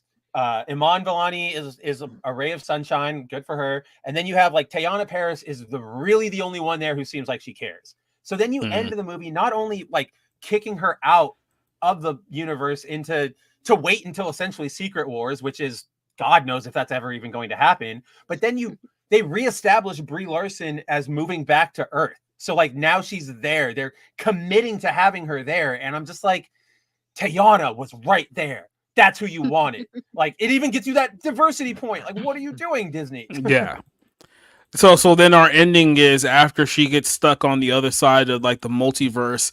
Kamala Khan's family moves from Jersey City to like Louisiana for I don't know why the established reason for that was. Because keep in mind the whole opening of the movie is oh Jersey City, this is my hometown, and I'm not the Yes. only person in The New hero York. of Jersey City. Yeah. Yeah. Well, I mean, So in so she fairness, their house was destroyed, and it's they not could have like patched it. It Monica. wasn't that bad. It's not like Monica Rambeau is going to be using that house, so they might as well. HGTV could have rebuilt that kitchen in like 30 days. It's like don't tell me that they Chip can't and move. JoJo, let's go. Mm-hmm. Well, but they, see, you they didn't watch the Ms. Marvel series. You don't know that that Kamala's best friend is going off to like the equivalent of MIT for high school, and they're not going to be together. So Mm-hmm. you know, so Wah, it's okay wah. for her to move to Louisiana. But by the way, It's a right as someone contract. who's So been involved in 2 moves in like the last 2 weeks, I do admire the U-Haul product placement that was in the ending of the whole thing too. It's like it was so look, blatant. They didn't even try. I'll say, dude, like the shot opened on the logo before it like panned over to Yeah. everybody. I'll say this much. I mean, I had no issue with the cons. I just have no idea who any of them are. Like Mhm. the older brother who Oh, look, yeah. he could be the father. He looks that old. Maybe it's Oh the my God. beard, but like I never learned his name. So why I kept thinking, isn't he old enough to live on his own? Why is he still there? Actually, They're immigrant Amir is stereotypes. married. Well, also Amir is married, and I don't know if he and his wife live in the same house as the rest of the Khan family. But that was a big part of the Miss Marvel series was their wedding, and in one of the final episodes. You see, we And then we I would guess have they known that. didn't. They couldn't hire his wife to show up for another episode. It's like it's We, just, yeah, They, we they kept the we would dad know who's that. texting underage girls. All right. yeah, his scenes got kept. The people who've never seen Miss Marvel would not have known that. I just figured he was a bachelor. You see, and now I'm Well, told dude, that he's okay, married. I was there with you, Rick, too, Rick, because they literally end like the last line of the family is like the mom telling him like, oh, this would be a nice house to raise a family, and I thought she was like trying to like suggest he dates like Captain Marvel or something, like Or married, super just married in confusing. general. Yeah, Right? or Yeah, just like married. I was there with you, like Tina telling me that was like a big plot point, complete news to me. So we get to the ending here, and this is, goes to prove to you after everything we've talked about here, they had absolutely no idea what they were doing with this film whatsoever. We get to the ending here, and Kamala Khan is doing like her best Nick Fury impersonation with Kate Bishop from the Hawkeye series, and they're teasing the whole thing of like, yeah, I'm building a team. It's like, do they think anyone's actually going to care about Kamala Khan and Haley Steinfeld in a future movie or Hey, TV show together? it's Like anyone's going to watch that? they're doing I- apparently they might be doing Young Avengers, but this is what I wrote in my notes. Actually, like the last note I have, Kate Bishop, who I have no idea who this person is. I didn't even know it was Haley Steinfeld. It's Yeah, like, that's fair. and then when I then think she seems to be quoting Nick Fury, like when I'm setting up a team for like Avengers, and I'm thinking, I'm rolling my eyes, I'm going, why are you doing this? Why She's are not you doing related this? to they're the doing it. X-Men character. They're is doing she? it in return. See, but I don't know who this person. I don't know who No. Kate Bishop is because I never Kate saw Bishop was one of Hawkeye. She the- was on the yeah. other Disney Plus show from Yeah, 2 years who ago. are these people? She I is have one no of the idea. original members. She is one of the original members of the Young Avengers. How do I know that? As No, if you here's read a the better comic question. books, Why are you No. doing Young Avengers? You don't even have a regular Avengers team right now for anyone to care about. Why are you doing a Young Avengers spinoff? Like the Avengers tagline is so hot right now. It's like you're gonna have to cancel Kang the Conqueror because So you- Kang's in jail on So trial. you can I appeal to the youth. Good luck. You can appeal to the Good youth. luck. no, I But think no, it honestly I is never read a Disney coming comic book. back to saying that. I think it's Disney coming back to saying, hey, everybody's saying that we're canceled, but you know what? Young Avengers still coming, people. But That'll who put really, butts in who really, seats. We don't want it. who really cares? Look. I never read a comic book. I mean, I maybe read some, but I never followed enough. Again, this is a case of the studio in the film wanting me to have more information than I could possibly have. As someone who never read comic books, who wouldn't really know, everyone knew the difference between DC and Marvel. So how am I supposed to know who Kate Bishop is? It was like I figure that's fun for the people who know. So but I for think us- I think you're being a little cynical, Rick, because I think that was sort of the point of that tease, is to say, here's a new character and have you go, who is this? I don't think I Oh. think that's kind of the point. well, that's like Kind of don't- like, I mean, because they've done that in every single, like, that's how they used to do it, Rick, with their post-credit scenes. You know, oh, who's this? It's Bucky. Who's this? It's Ant-Man. We don't know them yet, but we're teasing them. Yeah. Like, I think you're The- I think you're being a little too harsh on it, because this is very and the standard. problem is that she's quoting, not verbatim, but she seems to be echoing, no pun intended, the scene in the first Iron Man where it's But Nick people Fury. didn't know who Nick And he's- Fury was yeah, until that but post he's credit built- scene. but It was a building very corny callback to the first Iron Man movie. The callback is corny, but I don't know what that has to do with, information you don't know. Like, I don't know where the complaint but links they up. say, "Oh, Kate Bishop. Oh, you don't know me." I mean, at least at the end of Iron Man, we knew who Iron Man was at the end of it. But you didn't know and who Nick then Fury this- was. Did you go, Yeah. oh, why are they introducing this character? That's so weird. No, They but didn't there's a tell me difference. There's a anything?" difference is that Kamala Khan was in the whole movie, and Nick Fury just popping up. Yeah, that would intrigue Right, people but you're who okay. knew- and the people Don't who look, didn't don't know look who at he the was. role. No, Don't look but at the people- roles, Rick. Look at the context. It's not specifically Kamala being the one to say the speech. It's you're complaining that you don't know who Kate is, and it's like Yeah. that is kind of the point. That is sort of what Marvel expects with these post-credit scenes. Yes, you can have a background of information if you did watch Hawkeye, but in the phase 1, phase 2, that's how Marvel did everything. But So I There's think- one difference between the two that I have to say is, like I said, in the first Iron Man movie, we didn't know exactly who Nick Fury was, even though we had an inkling that he was Nick Fury in that scene. With this one, like I said, Kate Bishop literally had her own Disney Plus show a couple years ago, so they're assuming that on some level you've at least seen Hawkeye to know who that character is when they But I introduce her at that very but I end also scene. think I think you can't, like, that's what I'm trying to say is, like, I think if you watched Hawkeye, it elevates that scene for the reader or the viewer. But if you didn't watch Hawkeye, because I didn't watch Hawkeye, right? Mhm. So I went into that scene completely blind, and I went, oh, that's cool. Now they're bringing in Kate. And Yeah, yes, but I know the who- concept. And here's the other issue. That's the Hold on. I know who point. she They're is. supposed I to be don't. teasing a new I character. never You're saw the asking for a show. I giant don't know the biography in the mythos. I last never 20 know- seconds of no, a I know, movie. but I don't know the mythos, the grand mythos. You don't need of the to. That's the Marvel- point of the these Marvel teases, comic dude. book series. I So know, I'm but not Rick, going to that's the know point. That is the if entire they point had- of these teases. If they had shown a scene of her doing something Hawkeye-like, maybe I would have been intrigued. But the fact that it's just like this random She person hung up a pops up bow. out of nowhere. Right, but that's how they've come all acted. And The I'm gonna first be like, time- ooh, The it's first Kate, time it's you Kate, see it's Bucky, Kate the Bishop. very She's first finally time you see appearing Bucky, in a his Marvel arm movie. is in a I have no fucking idea. press. ¿Quién es esa vieja? No, I'm You're laughing in having- Spanish at this point. You don't sé quién es esa Dude. vieja. ¿Y para qué me importa? I don't care. Blah blah blah blah blah blah. Yo quiero taco. Fine, whatever. Get into your Spanish, but that doesn't change the fact that none of these other all of these other teasers of Marvel heroes in the past, in these post-credit scenes, none of them had explicit, like, this is who they are, Suicide Squad style lineups, right? The first time you see Bucky and his arm is under a jack, you don't know who he is, but Captain America and Falcon are going, all right, we can get some help on this one, Wait a right? minute, Did you Both of see you this guys guy are that missing didn't the know Bucky? elephant in the room here. Both of you guys are completely missing the elephant in the room here. They use the context of this movie to introduce audiences to Kate Bishop, when in reality they should have been the other way around, because more people statistically watch Hawkeye than they did Miss Marvel, so more people will know who Kate Bishop is on average than the actual Miss Marvel character, since she had the lowest rated show out of all of them. So that was I heard it was better than Hawkeye.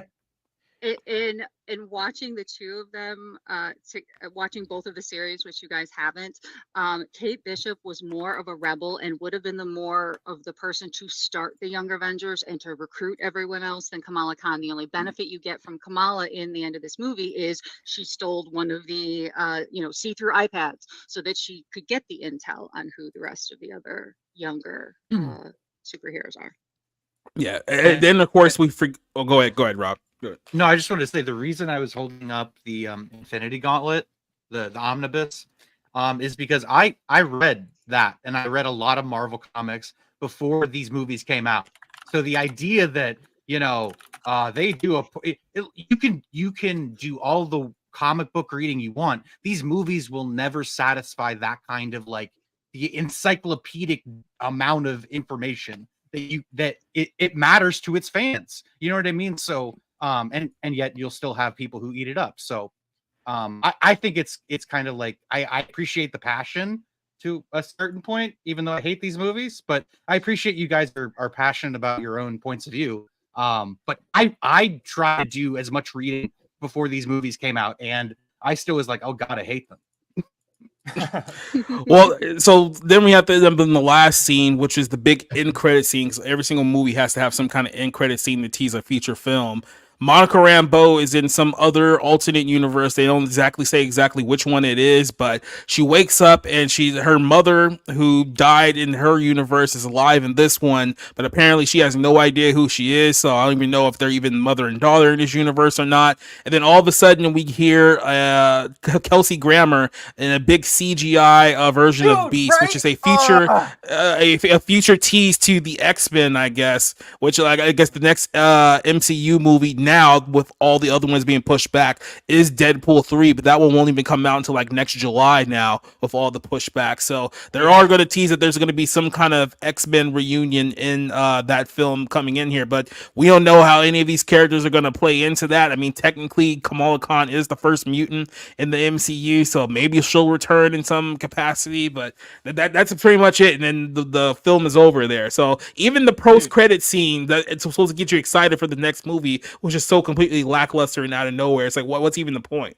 I am so tired of Marvel trying to make Lashana Lynch like a thing. Like, yeah, she played Monica's mom in the first movie, but now it's like, oh, in the Doctor Strange multiverse movie, she's an alternate Captain Marvel, and then in this movie, she's also an alternate Captain Marvel. She's that's what okay, tell me if you were thinking the same thing I was. When I saw her introduction, I thought that in whatever universe that they were in, like she was their Professor X, because she was like sitting there in like a chair. So I think, oh my god, is the reveal going to be like she's going to be in a wheelchair and like she's the Professor X of this universe? Like I thought that's where they were going. I didn't see that shot, but I probably would have said, like, I probably like looked away for a second. I didn't see her sitting down, but I probably would have thought the same thing. Oh, that would have been absolutely horrible. Yeah, but we do need X-women. Remember, maybe it would have been that. I'll just say, is that what it was? Yeah, X-women. I get it right. X-A. I didn't really mind the pandering of having the Beast there, only because I remembered when they had like 3,000-year-old Patrick Stewart pop into what was it? Another one of those. Was Doctor it Strange? Doctor Strange, yeah, Doctor Strange. And I said, "Oh, are they bringing him back?" Then they break his neck. Oh no, but that's in another world. So maybe they'll bring James McAvoy back. I mean, he's still available and he's relatively young. Maybe he can do it.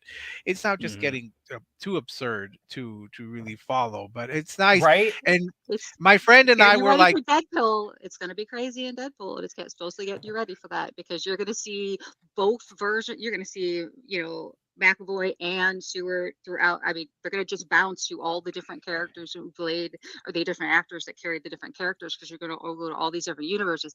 All ties into Loki. The TVA is involved. It's a mess.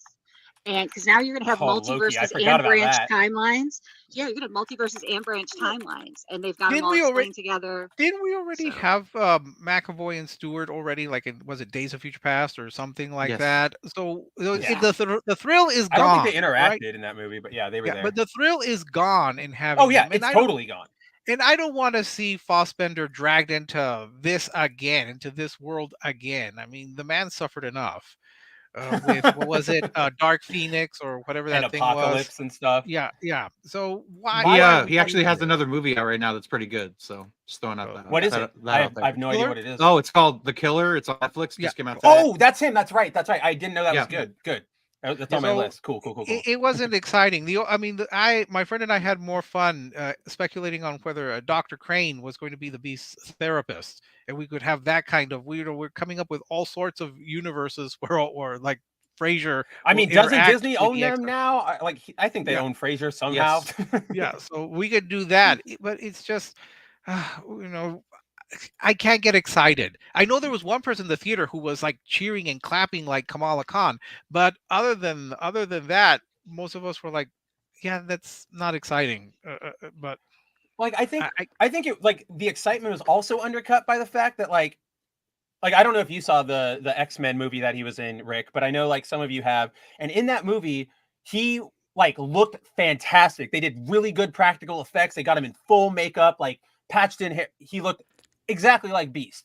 And then you get this shot, which is just so blatantly CGI that it doesn't even feel real. It feels But so that's bizarre. Marvel in a nutshell now. Like, I you know. remember when they exposed in what was it, Secret Invasion, the show that came out earlier this year, that when Nick Fury's like sitting in that room that's supposed to be in Ugh. Russia, the room itself was CGI. They couldn't even build a practical set for him to sit down in just a regular room. You didn't have to have like, They've any been doing kind that. of. That's my favorite like MCU trivia point of how, or like since it's of its decline, is that the scene in Black Widow where ScarJo and Florence Pugh are just like sitting at a cafe, like having a beer after like a mission, and they're talking. All CGI. The only thing that's real are her, the beer, and the table. The background's all CGI. The actors are all CGI. The hand that comes down and takes like their plate is all CGI. It's insane for no reason, and it's just like, They all didn't get the right. same deal. They didn't get the same deal that Sony did when they rented the bar for the Spider-Man movie over in the UK. I mean, they Which didn't get their use it discount, over and so over and couldn't over and afford over it. and over and Yeah. over again. So I say this, and we can go get our final thoughts here. Then I want to do a quick little talk just about the future of the MCU here. I did an article earlier this year where I ranked all 30 MCU films up to that point from best to worst. We're now at we've had three since then. We had Ant-Man 3, we've had Guardians 3, now this one. It took me a while to answer the question if this is the worst MCU film of all time. The only film that I say that is probably still worse than this is Internals. That's because it's just sheer length of that film didn't help it at all. But comparatively though, this one's not that far off from Internals. Like it took me a while to really come to that realization. Like this is the second worst MCU film that I've ever seen. So if you're asking me what star I'm gonna give it, I'm struggling somewhere between a 0 and a 1. Uh, to me, I didn't hate it enough to give it a 0, which is why I kind of lean towards a 1 out of 5. But it's just bad. Like you're gonna forget everything you saw in this film the second you leave out of that theater. There's nothing memorable about this movie like whatsoever. So I think I'll be generous and give this a 1 out of 5. But that's a stretch for a 1. So Rob, what do you think? Yeah, I actually don't think it's the worst movie in the MCU. I really hated Thor. Was it Love and Thunder, the fourth Yeah. one? And I'm sure there's technically I'm sure there are worse movies, but this is pretty close. This has nothing to it. I mean, there are MCU movies that offend my sensibility. This didn't even offend my sensibility because it just was so unbelievably empty. The characters, the villain, the space fights, the purple galactic like uniforms of the bad guys, like it's just like Masters of the Universe was better than this, and that's a movie that I loved in my childhood. I recognize how corny and cheesy it is now, obviously. Again, another movie, Beastmaster. These movies like still have like inherently are better because there's more to them inherently than the Marvels is made up of. So I'm embarrassed for Brie Larson. I'm embarrassed for anybody that's talented who's involved in this, that they're going to have this stinker on their resume. But it's just kind of an airless nothing movie where nothing happens. I don't care about what's happening on screen. Even the locations are sort of like, hey, Jersey City, there's a wall of graffiti, and then it shows the exterior of a house where Kamala Khan lives. You know what I mean? It's so yeah. This is an absolute dumpster fire of a movie. It's a 1 out of 5, but I do think that there are worse movies in the MCU. I guess Tina, we'll go you. What's kind of your final grade for this movie here? For me, it's a 2.5 out of 5. I thought this movie was better than Shang-Chi, was better than Wakanda Forever, was better than Thor: Love and Thunder. It was on par with Multiverse of Madness and Quantumania for me, and I'd say maybe same thing with Thor: The Dark World. So once again, there's quite a few that I can put below this, just for me, for my enjoyment. But a lot of that came from Iman Vellani playing Ms. Marvel. She is just a ball of sweetness and light. I just absolutely adore her and adore her attitude toward playing the character. And I didn't mind the beginning montage because it was exactly the same effects as you saw in the Ms. Marvel series. So it was a lot more jarring for my husband, who's like, what the hell is this crap? But I was kind of expecting it. So, I had done the, obligatory geek homework. So, yeah, so I'm thinking 2.5. I went in thinking it was going to be really bad, and I was surprised that it wasn't bad. There's certainly a take. Spencer, what's your grade for this film?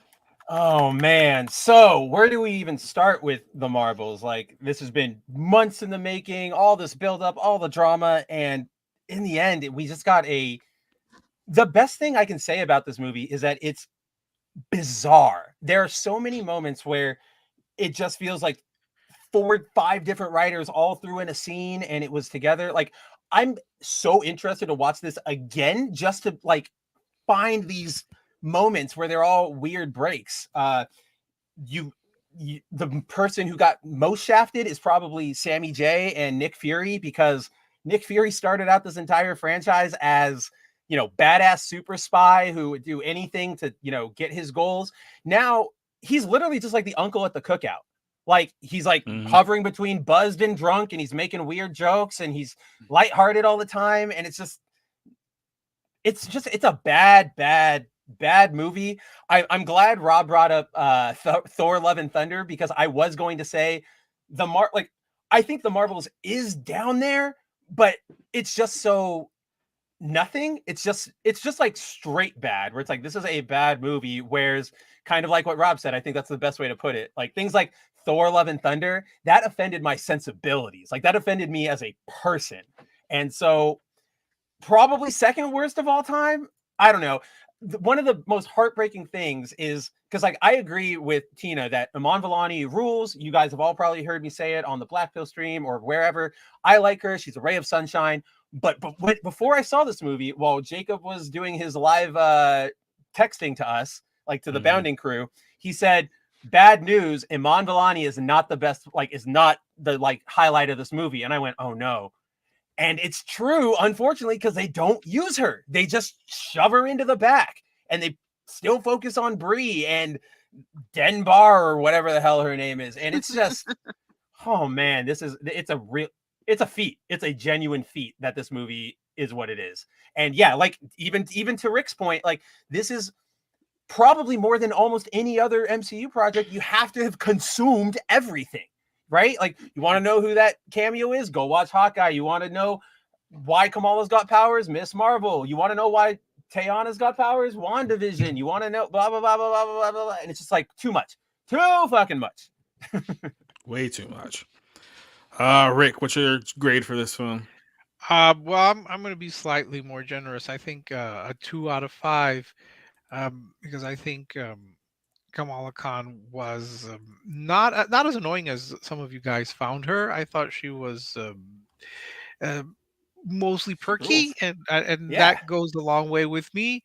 I still think Quantumania is the worst that I've seen this year. Oh wow. Okay.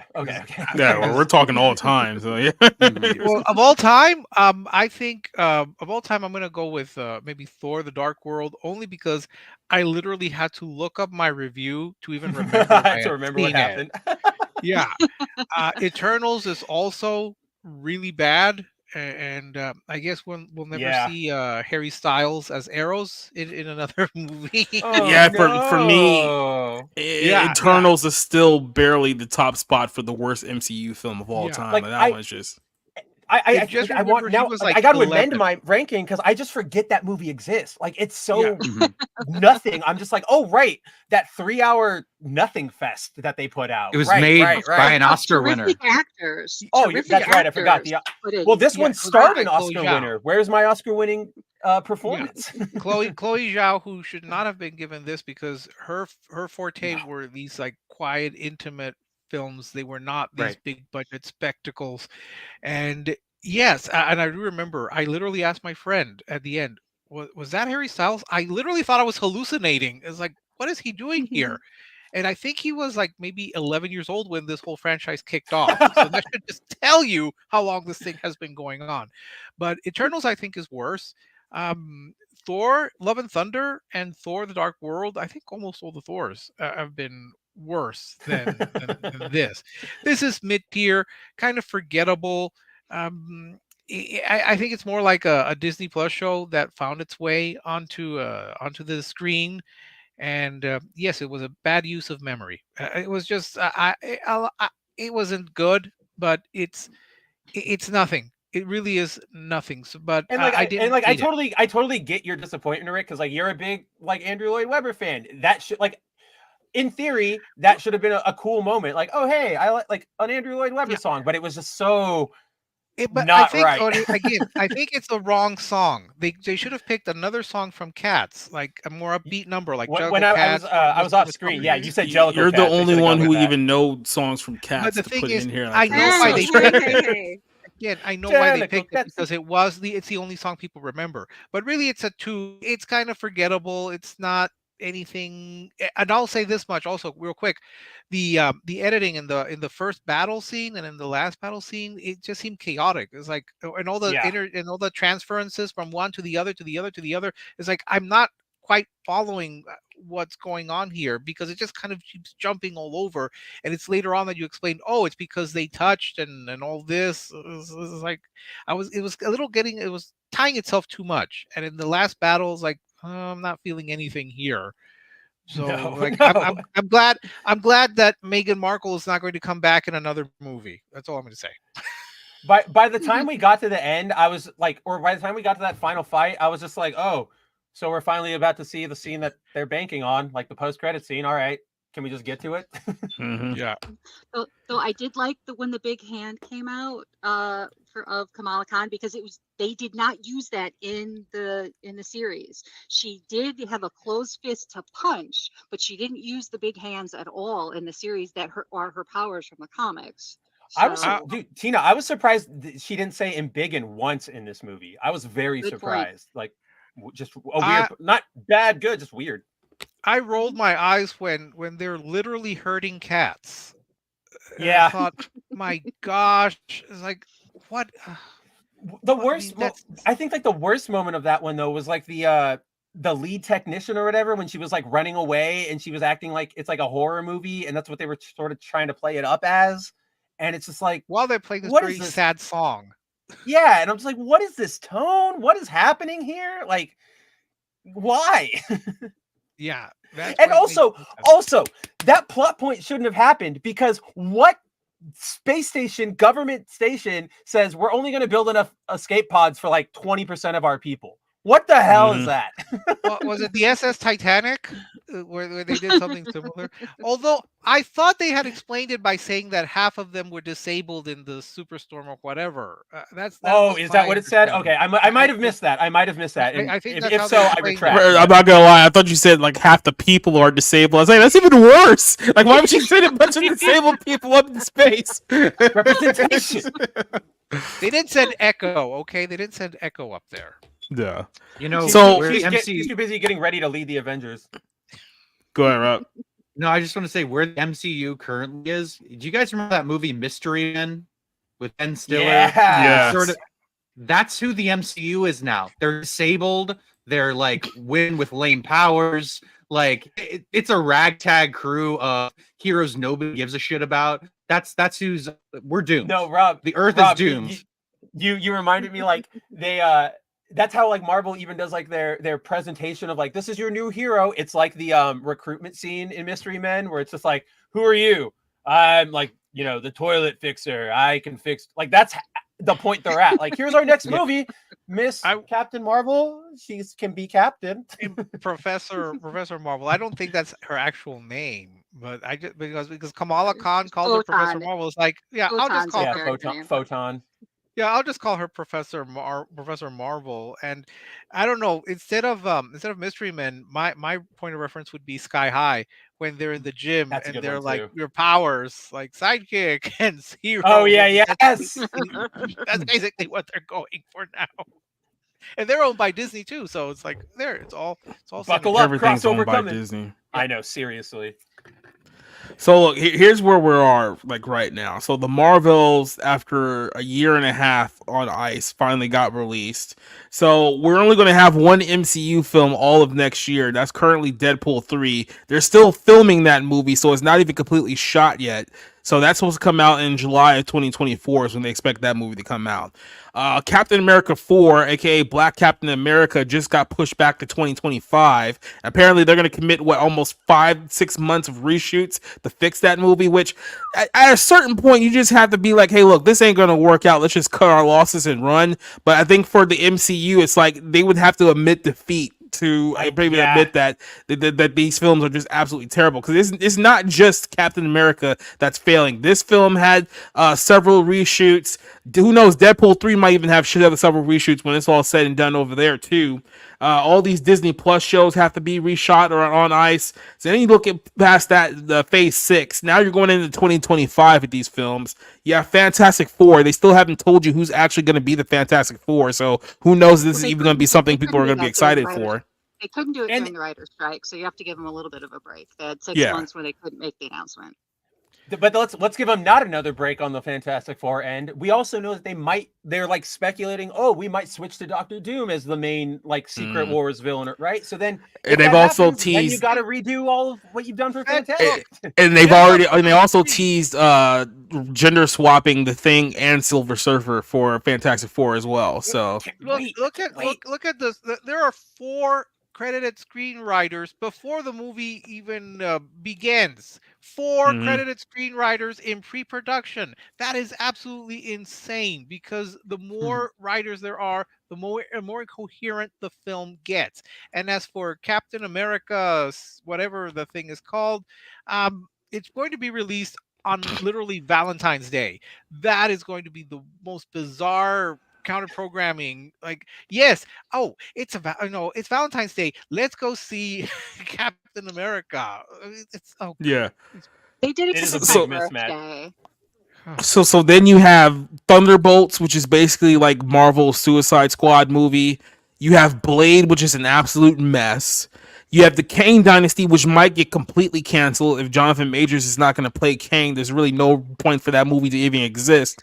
And then Actually, the way Loki ended, the way Loki ended it, they could get away with not having Jonathan Majors as the main Kang. So, But again, Oh, this wow. is all relying on TV shows Yeah. that most of us have not seen. I mean, it's asking too much of the audience. At least in everything. 100%. Yeah, everything.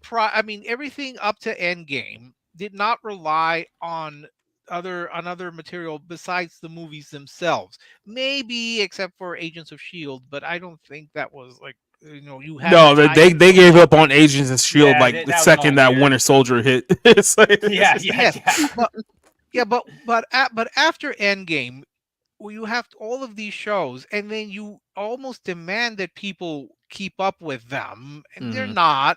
I mean, Well, not only that, but here's like, okay, you're gonna get Secret Wars pending any further delays. You'll get Secret Wars in 2027. So it's like, great, I'm gonna be 40 when that Avengers movies come out. Can't wait to spend my whole life wasted on that one. And then just go back here real Right? quick, because it's Like, it doesn't even feel like oh, I can't, like, cool, I'll see it when it comes out. It feels like, all right, in 7 years I got to get ready to get my ass out of bed and go to the movie theater. Gosh. yeah.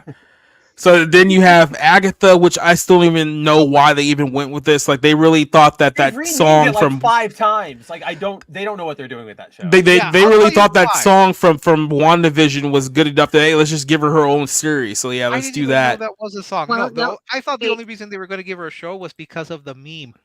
the little blink, Yeah. the little wink thing. Is that the Yeah, whole? no, Well, that's they- from the song. That's from the song in the gosh, show. see, I don't know Yeah. the song. I don't know. Well, the Yeah. they song. I'm so glad they I don't also know are that. using they're also using Agatha Darkhold Diaries, or whatever they're going to end up calling it, to bring Wiccan and Speed further into the Young Avengers, as well as to set up Agatha as the babysitter for the Richards when a Fantastic Man, they Four comes Are, out. are they going to put safe all space so in the roundabout. Young Adventures too? I'm I want that hoping book. not. Give me that book. And Snowflake. You can't It's You know, I think I'd with all rather this. have them though in the Young Avengers more than Ironheart, because I cannot stand. Well, Ironheart is actually already shot. They're in post production, and they decided to put that one on ice, which means Maybe, that yeah, that's for exactly it. for a 6 episode series, that has to be absolutely horrendous for them to just absolutely shelf that thing the way that it is right It's- now. It's a 6-issue series, or like a 6-episode series that's supposed to be their Iron Man replacement, and it's chock full of your DEI hires, right? You got Drag queens and trans, people, yeah. and just like everybody's in there. And even prior to the writer and actor strike, they didn't talk about it. They just straight up are just like, oh, Secret Invasion's coming, Echo's coming, go check out Echo. Don't talk about Ironheart. Ironheart's there. Like, But they again, haven't even look, given it a new date. I since mean, came back they with said everything. that Echo was like borderline unreleasable, and it's still getting release dates. So how much worse could Ironheart have possibly have been if they're going to greenlight Echo instead of this? To be honest, I think they're turning Ironheart into one of the Spotlight series. Is what Echo's going to be the first Spotlight series, as in not connected to the rest of the universe, not advancing a storyline for the particular phase.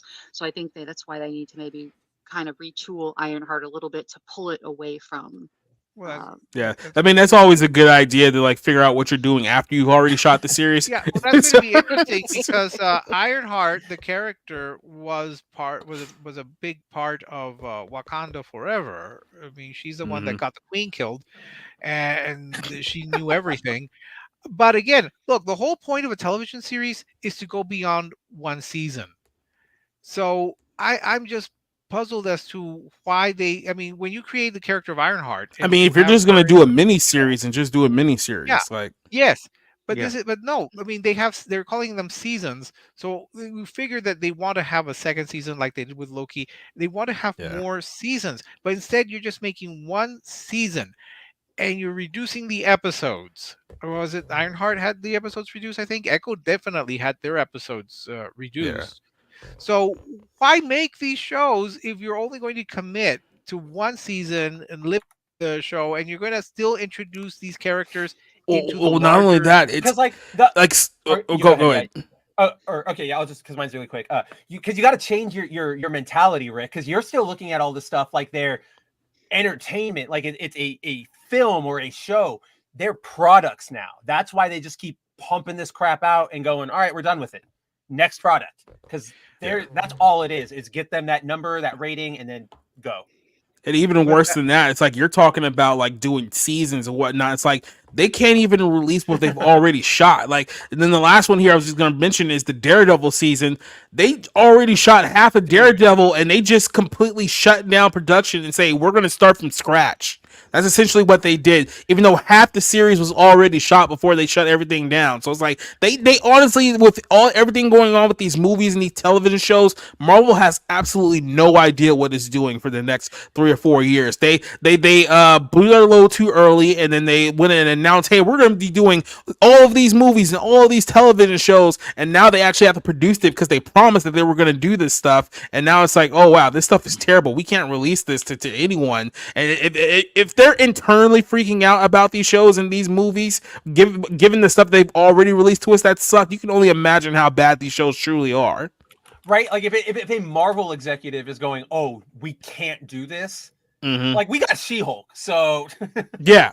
Like I'm saying about this movie, the Marvels is like this is the cut they released to us, and in their mind actually made sense. So I hate to see which one they thought didn't make sense.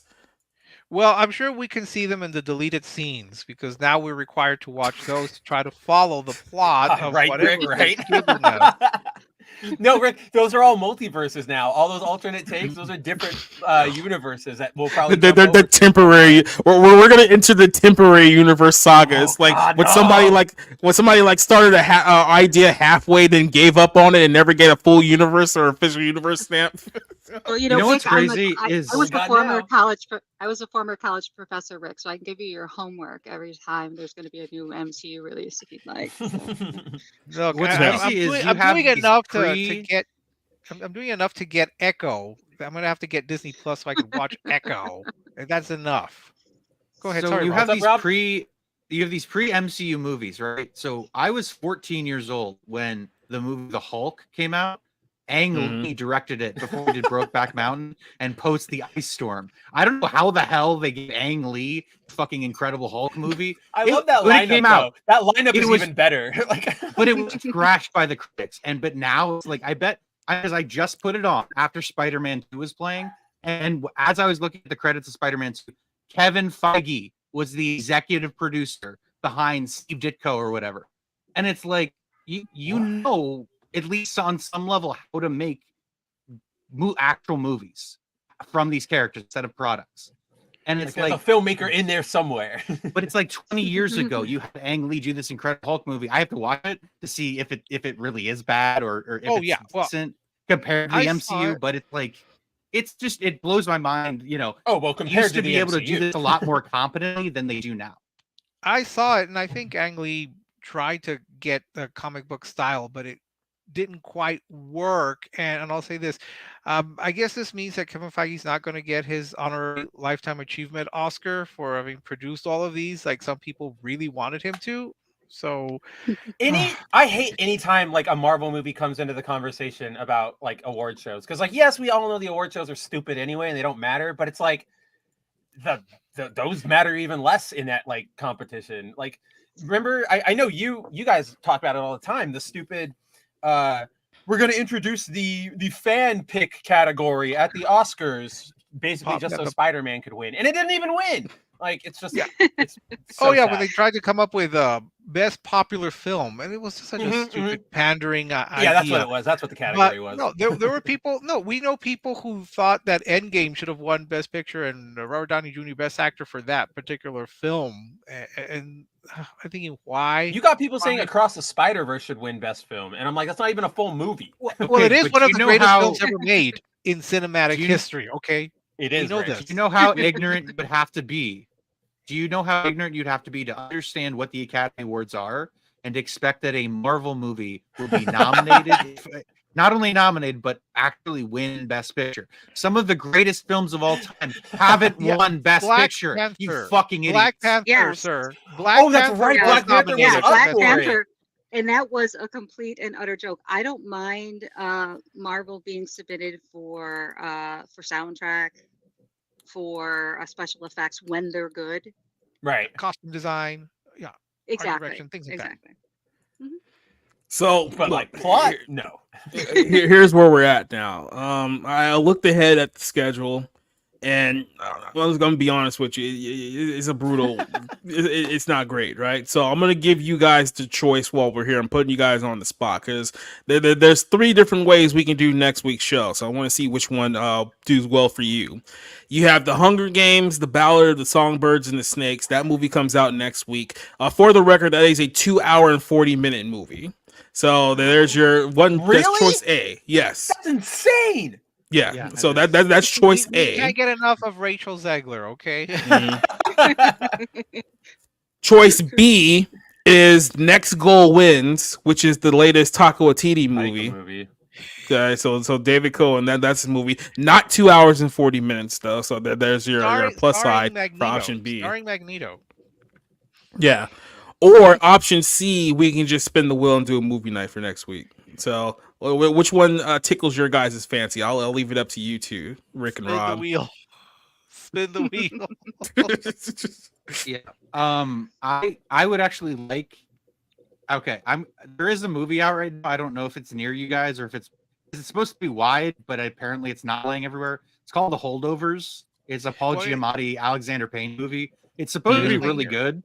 Chris Photo has been promoting it a lot, so I think that would be a cool movie to review. But if it's not playing near you, I'm not gonna be like, hey, go see it. It is playing. It is playing near me, so Okay. I'll say that much. Let me but yeah, see if this I movie don't is think actually. I don't think next. But the thing is, I don't think Next Goal Wins is actually playing here. And as someone Really? who, yeah, and as someone who watched only, I think, the first Hunger Games film, I'm not sure I'm interested in the prequel. You don't worry, Rick. This is a prequel. You don't need to know anything. You can go in blind. Oh, okay. Well, there you go. But do I Well, really no, want to because spend 2.5 that's hours with Rachel Governor Zegler? Governor President Snow was a character in the original Hunger But this Games is his series, origin so- story. You can pick up right where it left off. Sure. Okay.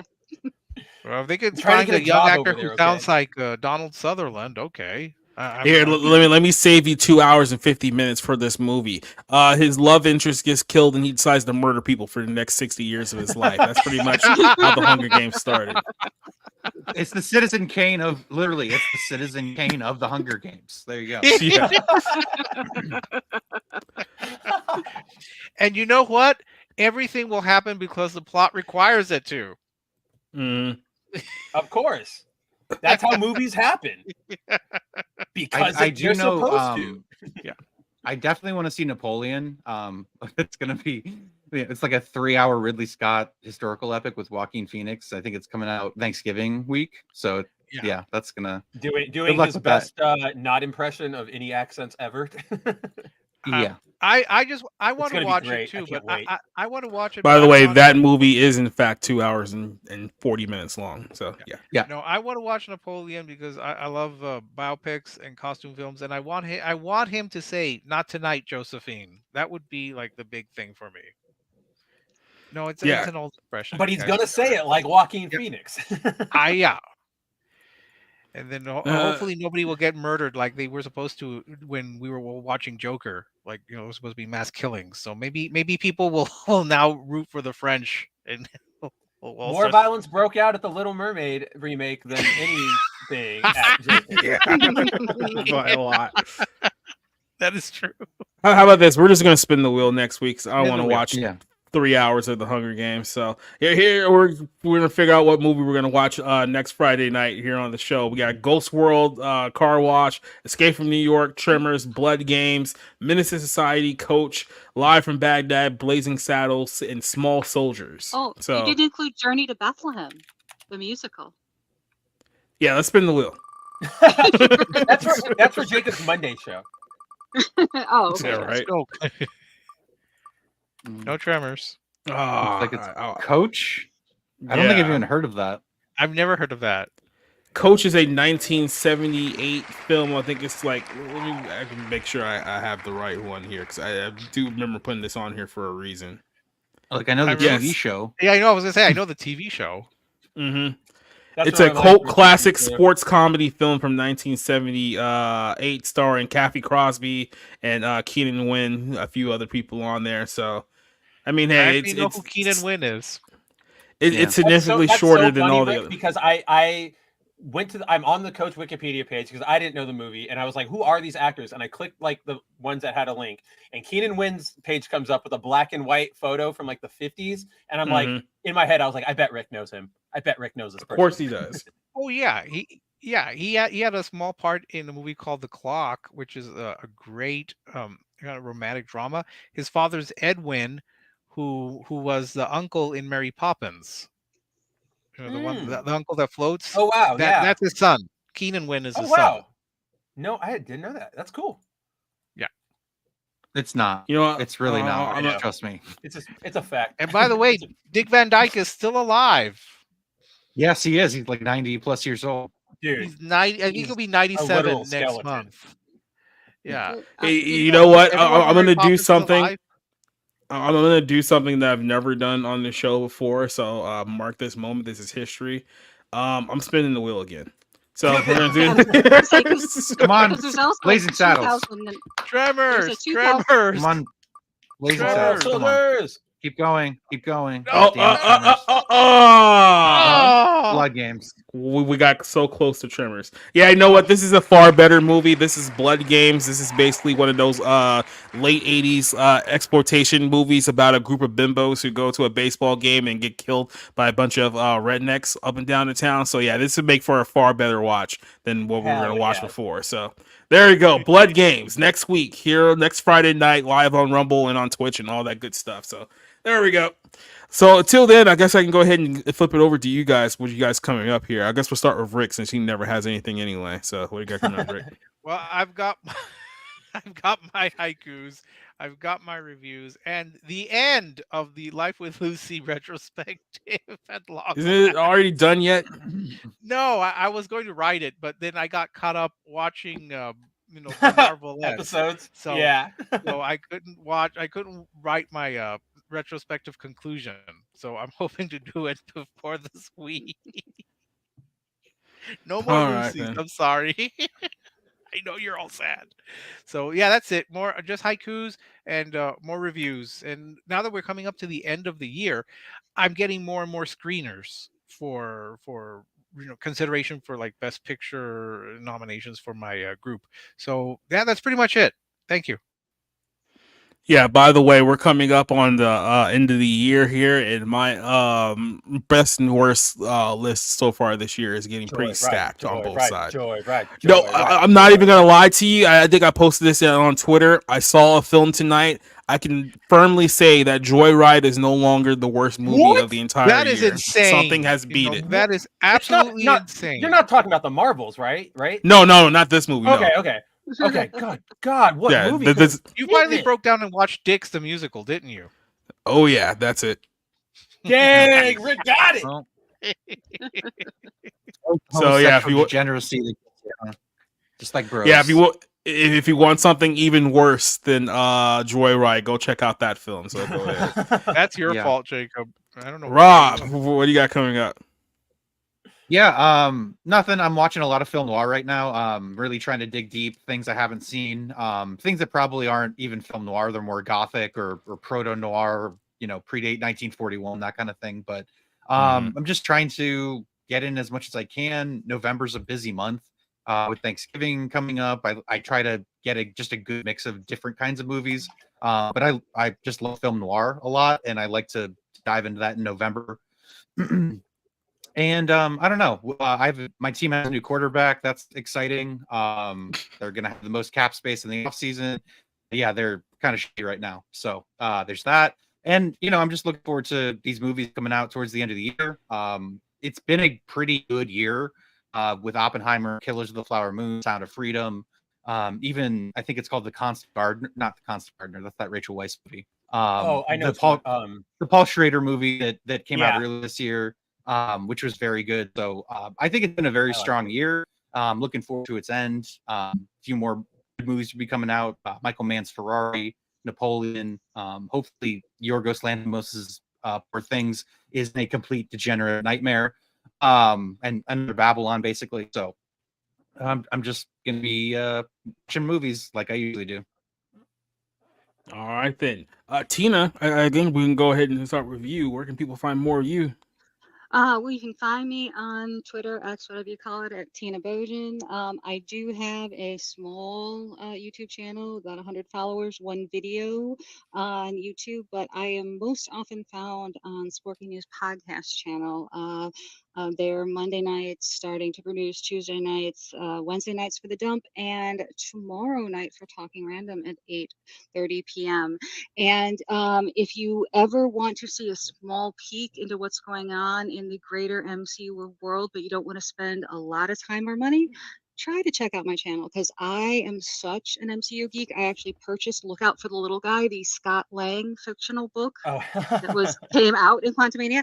I did actually read it and will be reviewing it at some point. So if you ever wanted to know what Scott's advice was on how to give a good life, how to live a good life, follow my channel. All right, and then Spencer, we'll wrap this one up with you. All right. Well, first of all, I'm definitely in for Tina's review of that book. I think you're the first person I've ever known who actually bought it, so I'm up for that. As for me, yeah, I want to thank Jacob for having me and everybody else for putting up with me. It's always a pleasure to be here and hang out with you guys. You can catch me daily on boundingintocomics.com. Obviously, articles are going up every day. You can catch me Wednesday nights over on the Bounding Into Comics live stream, the Black Pill stream, 9 p.m. Eastern time every week. And then if you are in the mood for some for deep dives into things like video games, anime, blah, blah, blah, you can check out my channel at Studio Kabuto. I run a weekly live show where I deep dive into some subjects that you might not get into around the sphere. So yeah, check it out. And as always, check out whatever everybody else here has going on. All right, let you guys know what I got coming up here on the channel. Tomorrow night we'll be back on Rumble, on Twitch, and on Twitter. So we won't be on YouTube tomorrow night, because tomorrow night we're doing a movie night. We're watching Scream 2. So if you haven't seen the first Scream movie, you probably want to watch that one before you watch the second Scream movie, or don't, who cares. But we're watching Scream 2 tomorrow on our movie night show. Monday night is our next episode for the Bible Ends podcast. We're going to talk about who is God's elect, and I'm hoping we can get Nergans back on that show, because we had a pretty interesting conversation with her on Monday night. Check that one out if you guys missed that one. Episode 74 of the Barroom podcast is this Tuesday night. And then next Friday night, we'll be back here and we'll be watching the 1990 film Blood Games here on the channel as well. So that's everything I got coming up. For everyone who joined us throughout the course of the night on our channel, Doba Fett, Cassie, Vire 2, shout out to you, Kate, Truth, who else do we have here? The Lost Souls, and Joe Numas, awesome one. For everyone who joined us here tonight, thank you for joining us for an episode, for listening to us rant about Marvel movies for 2 hours. But we're wrapping things up. I can finally hit the outro now, because I'm not sure none of you guys were here during our snafu on Tuesday, but my internet literally died right as I was closing out the show last Tuesday night, and the Exciter had to start playing like Japanese game shows for like 5 minutes as my internet had to reboot. With that, I genuinely was like, what the hell is happening? But okay. Yeah, so we had to do an abrupt end to the show because I was having internet troubles. But this time we're actually going to give you guys the outro. So hopefully we'll see you guys tomorrow night, if not Monday, if not Tuesday, if not next Friday. Adios, goodbye, we're out. It's over. Go home. Get the hell out! Get out! Get out! Get out! Okay. Get out! Get out! You get the hell out!